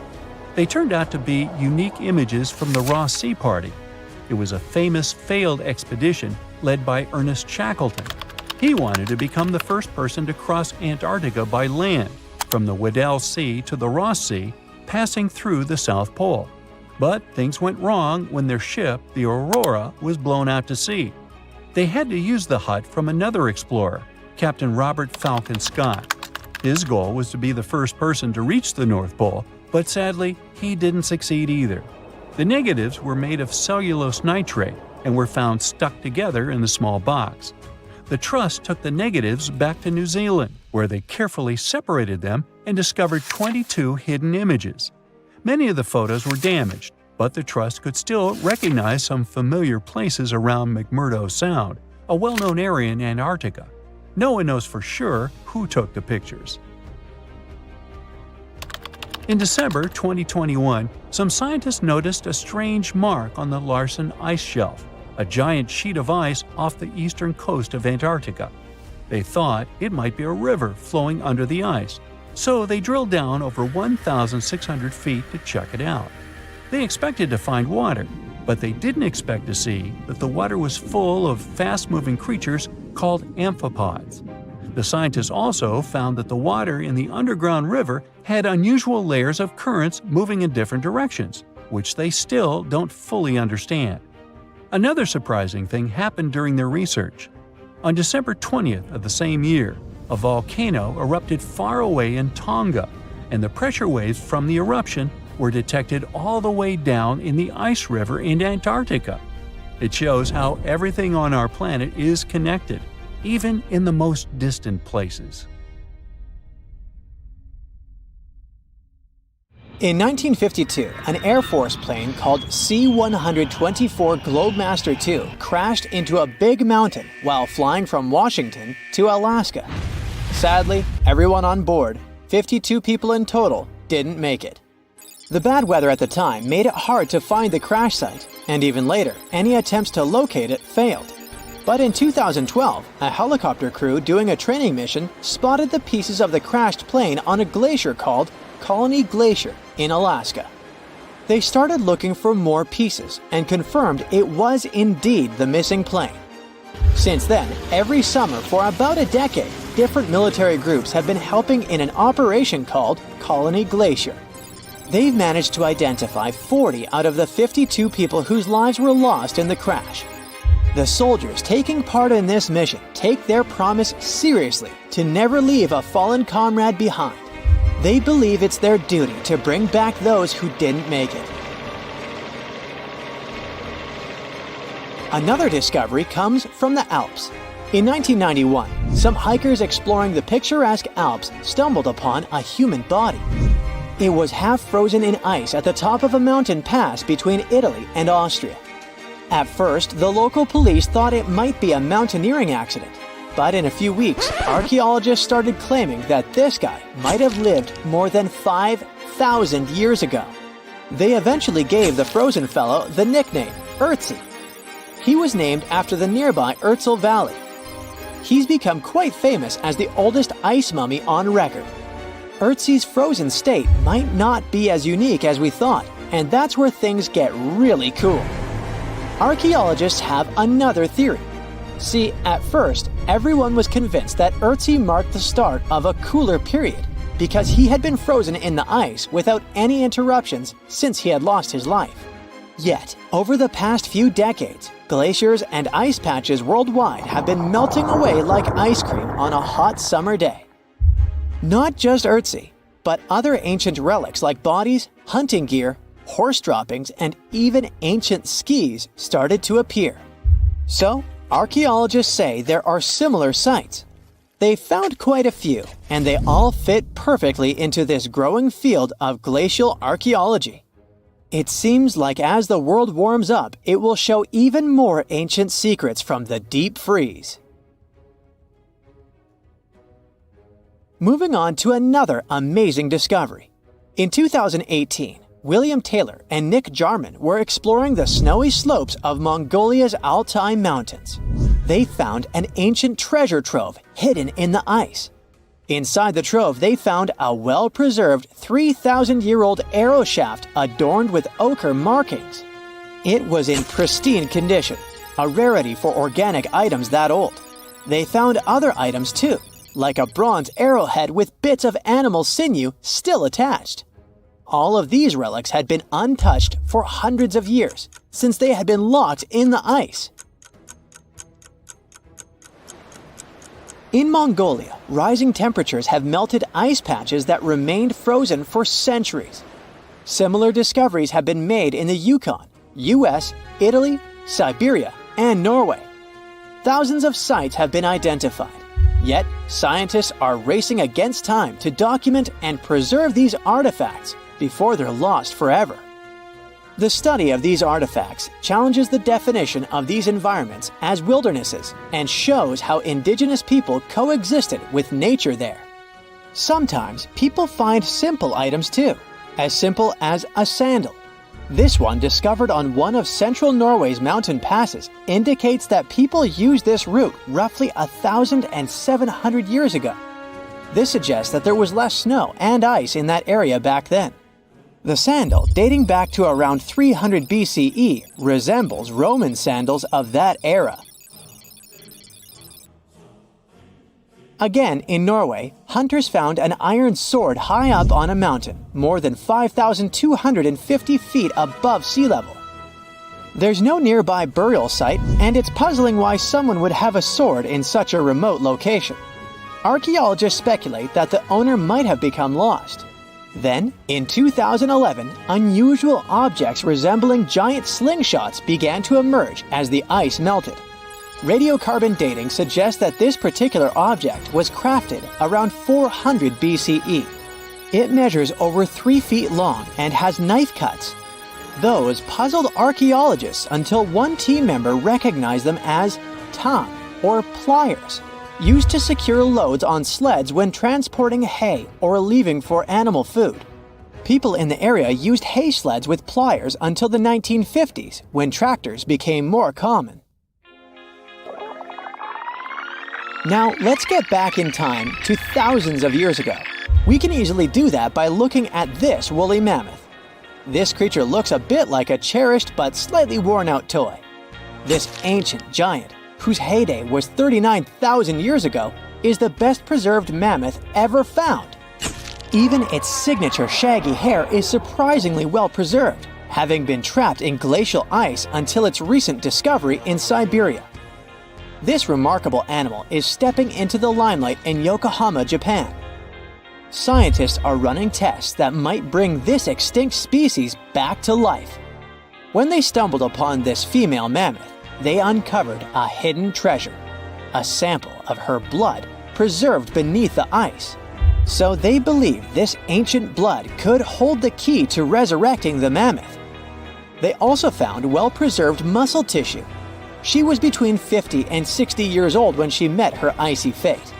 The discovery of mammoth blood has reignited debates about the ethics of bringing back extinct creatures, like in Jurassic Park.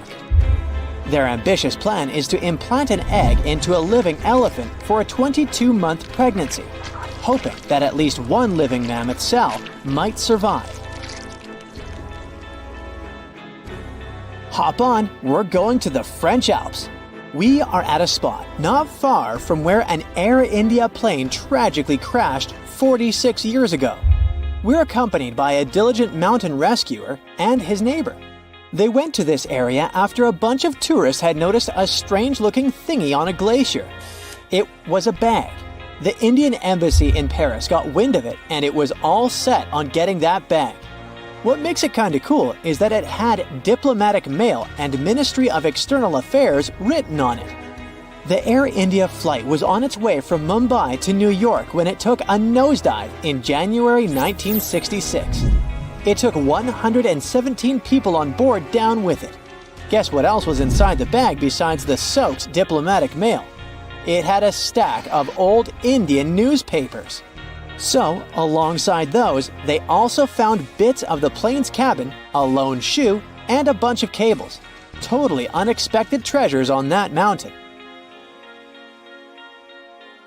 During the summer of 2013, scientists stumbled upon a message left behind by a geologist named Walker, who had placed it there 44 years before. That message sort of served as the man's last testament. He passed away just a month after hiding the bottle in the rocks on the island.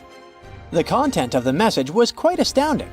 In 1959, Walker had measured the distance from those very stones to the glacier's edge, and it clocked in at a mere 167 feet. By 2013, that distance had ballooned to 400 feet. Researchers are convinced that this stark contrast between the two measurements underscores the consequences of ongoing global warming. Imagine the melting ice in Norway's mountains as a time machine revealing a treasure trove. Nearly 800 Viking artifacts tucked away for over 1,000 years have been unearthed. They give us a peek into the bustling trade networks of the Viking era and the critical role of the mountain passes in this ancient commerce. Among the finds are leather shoes, cozy woolen mittens, stylish tunics, feathered arrowheads, horseshoes, walking sticks, and kitchen gadgets from the Viking chef's toolkit. There are even Viking pack horse souvenirs. These artifacts provide us with insights into ancient travel habits and the peak times when those paths were bustling with activity, and give us a glimpse into the lives of adventurers. Look at those lush coniferous forests and tundra. What a wonderland! You may have mistakenly thought it's Canada, but it's not. It's Antarctica, about 34 million years ago. So what makes Antarctica this frigid today? It turns out a mix of dropping carbon dioxide levels and some tectonic shuffle played a huge role in transforming this ice-free paradise into the frozen continent we know now. About 50 million years ago, CO2 concentrations were sky high, strutting around at around 1,000 to 2,000 parts per million. But as those levels tumbled down, global temps started to drop, paving the way for the mighty ice sheets that later took over Antarctica. While the CO2 dive was happening, tectonic activity was also working its magic. The big split between South America and Antarctica opened up the Drake Passage, which created the Antarctic Circumpolar Current. This powerful current acted like a bouncer, keeping warm air and ocean currents from crashing the Antarctic party, and helping keep things rather frosty. If you mix up Australia and Antarctica, you're not that wrong. These two continents used to be one. If you mix up Austria and Australia, it's much worse. By the way, don't fall for the internet myths and memes. There's no help desk in Austria specifically for people who intended to fly to Australia. Now, look at this magnificent Australian pink beach. It's precious, and not in a figurative sense. Those mysterious pinkish sands are actually garnet, and it's widely used in jewelry. Geologists studied those sands and came to the conclusion that the garnet contained there is older than local mountains. That doesn't make sense, right? In fact, it does. You see, Australia didn't used to be this very detached continent as it is now. Many millions of years ago, Australia and Antarctica were part of the supercontinent Gondwana, and glacial erosion released the garnet, which eventually made its way to the beach. These sands formed when South Australia was flat and chill, long before the mountains appeared. Most garnet gets washed away, but this batch has a rich history, tracing back to glacial rocks in the Transantarctic Mountains. So this pink sand comes from an ancient mountain range hidden under Antarctic ice. Not only does Antarctica ice hide gems like garnet, if you look harder, you might find entire buildings. Sounds insane, but this is exactly what a British explorer did. His name is Chris Brown, and he uncovered an entire building beneath the ice. He was traveling to the pole of inaccessibility, and it all started with a bummer. Chris and his son had their plane broken. Suddenly, they spotted a lone bust peeking out of the snow. This place was an old meteorological station. Despite freezing conditions, Chris and his son Micah had a blast exploring. Chris is on a mission to conquer all 7 earthbound poles of inaccessibility and has tackled 5 so far. I guess you already know that Antarctica is the largest desert on Earth, much larger than the Sahara or the Gobi. Still, despite being the driest continent on Earth, it boasts a seriously weird waterfall. Nestled in the mesmerizing McMurdo Dry Valleys, it's 5 stories tall and looks like it's gushing blood. It's even called Blood Falls. It may look outlandish and even frightening, but its nature can be easily explained. The water that creates this crimson cascade was once a salty lake, but over time, it became sealed off from the outside world when glaciers formed on top of it. Now, this ancient water hanging out 1,300 feet below the surface has cranked up its salt levels to 3 times saltier than the ocean. This salt water is also loaded with iron and gets 0 oxygen or sunlight. When the iron-rich water trickles through a crack in the glacier and meets the air, it rusts up, turning dark red. You may have mistakenly heard that no bug species belongs to Antarctica, but it's not exactly true, because there's this tiny Antarctic midge living there. Plus, there are some spiders too. Those aren't your average spiders hanging out in the darkest corners of your apartment. Those are critters lurking in the chilly darkness of the Antarctic ocean floor. These little marine creepers are actually arthropods and can stretch around 20 inches across. As if that wasn't bizarre enough, they also breathe through little holes in their legs. Quick question. What's the color that you associate most with Antarctica? I'm sure it's white. That's my association too. However, Antarctica may look like a slice of watermelon. That colorful snow comes courtesy of a tough little algae called Chlamydomonas nivalis. When things start to warm up during the Antarctic summer, these little guys release their vibrant red and green spores, painting the snow in wild and funky colors. But it's best to steer clear because that snow is not just a pretty sight. It's also toxic and definitely not edible. Searching for fossils is always a blast, but when you're in one of the most remote spots on the planet, it gets even more exciting. A diverse team of scientists recently hit the mother lode, pulling in over a ton of fossils from ancient marine life, dinosaurs, and birds from the late Cretaceous period, about 71 million years ago. Their adventure kicked off with a flight to South America, followed by a 5-day trek through the infamous Drake Passage. Upon reaching Antarctica, they set up camp using helicopters and inflatable boats. You might be thinking, why dig in Antarctica with all that ice?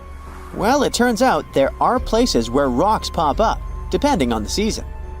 The team went to James Ross Island, located in the Antarctic Peninsula, and they went there during February and March. And that's one of the few parts of Antarctica where in summer, rocks are exposed, and those rocks can come from the age of dinosaurs.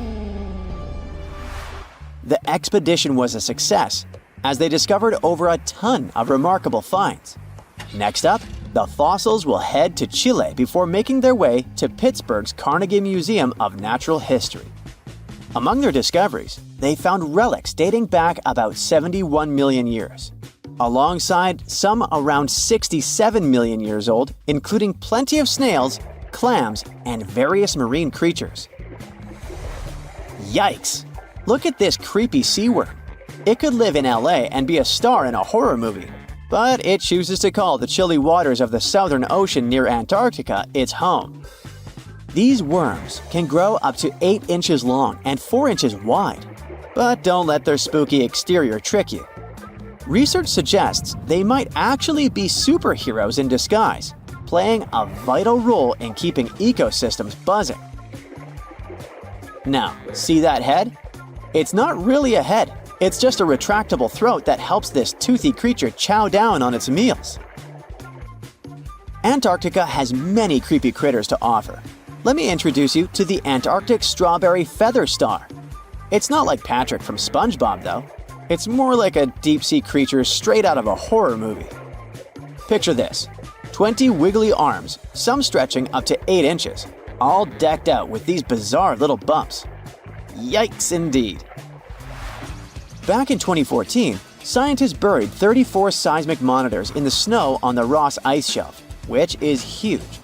Think of it as an ice slab the size of Texas, just chilling over the Southern Ocean. These clever little machines picked up a nearly non-stop buzzing. Even though our human ears usually can't catch these low-frequency sounds, scientists have worked their magic and made them audible for us. They even shared the creepy audio online. A glaciologist from the University of Chicago says that if you could hear this vibration, it'd sound like a swarm of cicadas taking over the backyard in late summer. But these glacier explorers weren't trying to capture spooky tunes. They're actually on a mission to monitor the Ross Ice Shelf because things are heating up, literally, and the ice is melting faster than ice cream on a hot day. Ice shelves are like Earth's safety plugs, keeping all that massive ice from surging into the ocean. So what exactly is making all that noise? It's likely just strong winds whipping across ice dunes, creating a kind of natural vibration.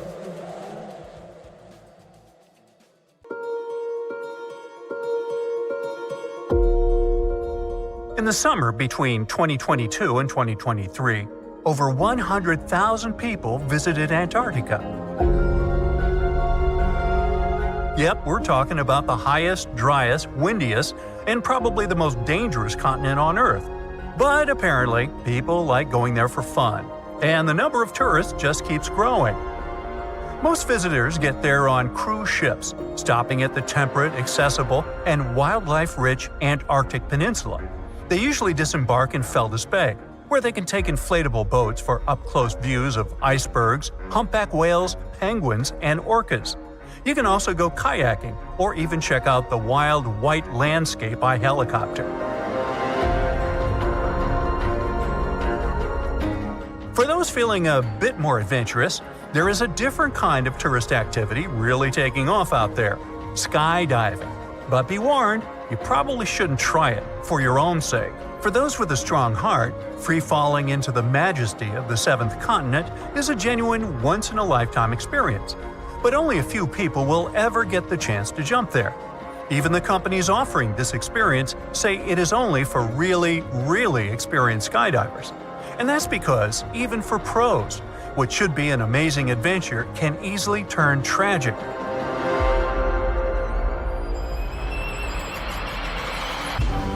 Just like what happened to a group of 6 men in December of 1997. In just 30 seconds, what was supposed to be a thrilling jump turned into a fight for survival. The group consisted of 3 Americans, 2 Norwegians, and 1 Austrian, all of them very experienced skydivers. One of them was a former Air Force captain with about 750 jumps under his belt. For these guys, skydiving in Antarctica probably felt like just another relaxing hobby, or maybe even a chance to experience the ultimate taste of freedom. The first part of their journey went well. They had to wait 4 days in Chile for the weather to clear at Patriot Hills, the base camp located in Antarctica. So they just hung out at the hotel, waiting for the big day. The Americans and the Austrian skydiver hoped to set some kind of record. Since they weren't the first people to jump over the South Pole, they decided to try something different. One of them suggested that, instead of each jumping solo, they should try to do some relative work, as it's called, doing a 4-way formation in the sky. You know, when people jump and hold each other's arms and legs? Well, everyone agreed. If everything went according to plan, they'd set a world record. Unfortunately, that didn't happen. On December 3rd, they finally flew to Antarctica and stayed at Patriot Hills Camp, where brightly colored tents were nestled against the Ellsworth Mountains. It was summer there, so it wasn't as freezing as you might think. We're talking about temperatures around 14 degrees Fahrenheit. For a group that didn't know each other well, they quickly bonded like close friends. After all, they were having the time of their lives, and they were all really passionate about skydiving. While waiting for their flight, they suited up and checked each other's equipment at least 4 times. Then it was time. They boarded the airplane, and as they climbed to 8,000 feet above the pole, some of them needed oxygen. Now, normally, skydivers don't need oxygen at that height, but this is Antarctica we're talking about. The land itself is already over 9,000 feet above sea level. So, at this point, they were actually more than 17,000 feet, where the air is thin. They risk running low on oxygen, which can mess with your thinking, vision, and reaction time. Thin air also creates another problem: less resistance. You fall faster and have less time to maneuver. But now, up in the sky, they were probably too excited to fully realize the dangers of skydiving in Antarctica. There was no turning back. At the exit point, they all jumped out, falling through the thin, freezing air at an estimated 200 miles per hour. During freefall, they might have faced temperatures as low as minus 100 degrees Fahrenheit. They were close to breaking a record by forming a shape in the sky, linking their hands and feet. But something was off. One of the Americans, Michael Kearns, felt disoriented because he had no point of reference. Unlike jumping over a city where you can see trees or buildings to know what's up and down, Antarctica is completely different. It's just emptiness for thousands of miles. The sunlight, snow, and ice all blend together. Everything looks white, pure white. Kearns quickly checked his gear and realized he was already too low, probably only about 1,000 feet up. That's dangerously low to still have the parachute unopened. The record attempt was out the window. Now it was a fight for survival. He broke away from the formation with his colleagues and reached for the ripcord on his reserve chute. But an automatic opening device had already deployed his parachute, likely around 600 feet. There was no time for a safe, controlled landing. He pulled his legs and knees in, flipped over, and crashed face first into the snow. Silence. Kearns looked around for his friends. The 2 Norwegians managed to land safely, but sadly, the other 3 men didn't survive the fall. 2 of them never even deployed their parachutes. To this day, no one knows exactly what went wrong, but the oxygen bottle on board the plane might be a clue. The 3 skydivers who used oxygen during the flight survived, while the 3 who didn't use it didn't make it. As mentioned earlier, a lack of oxygen can mess with your brain. You might feel euphoric and happy, but hypoxia is dangerous because you often don't realize it until it's too late. During the freefall, Kearns tried to warn his colleagues that something was wrong. He tried waving, but they just looked back at him, smiling, and kept going. It was like dancing on the deck of the Titanic instead of getting into a lifeboat. They probably thought they still had more time. Were they overwhelmed by the adrenaline rush? Or maybe they were just feeling the effects of hypoxia? These are questions we will never be able to answer with certainty, but the lack of oxygen likely made them lose track of their altitude. The extreme cold didn't help either, as extreme weather conditions can also affect decision-making. At their jump altitude, the temperature was around minus 58 degrees Fahrenheit, and the wind chill from their speed could have made it feel as cold as minus 200 degrees.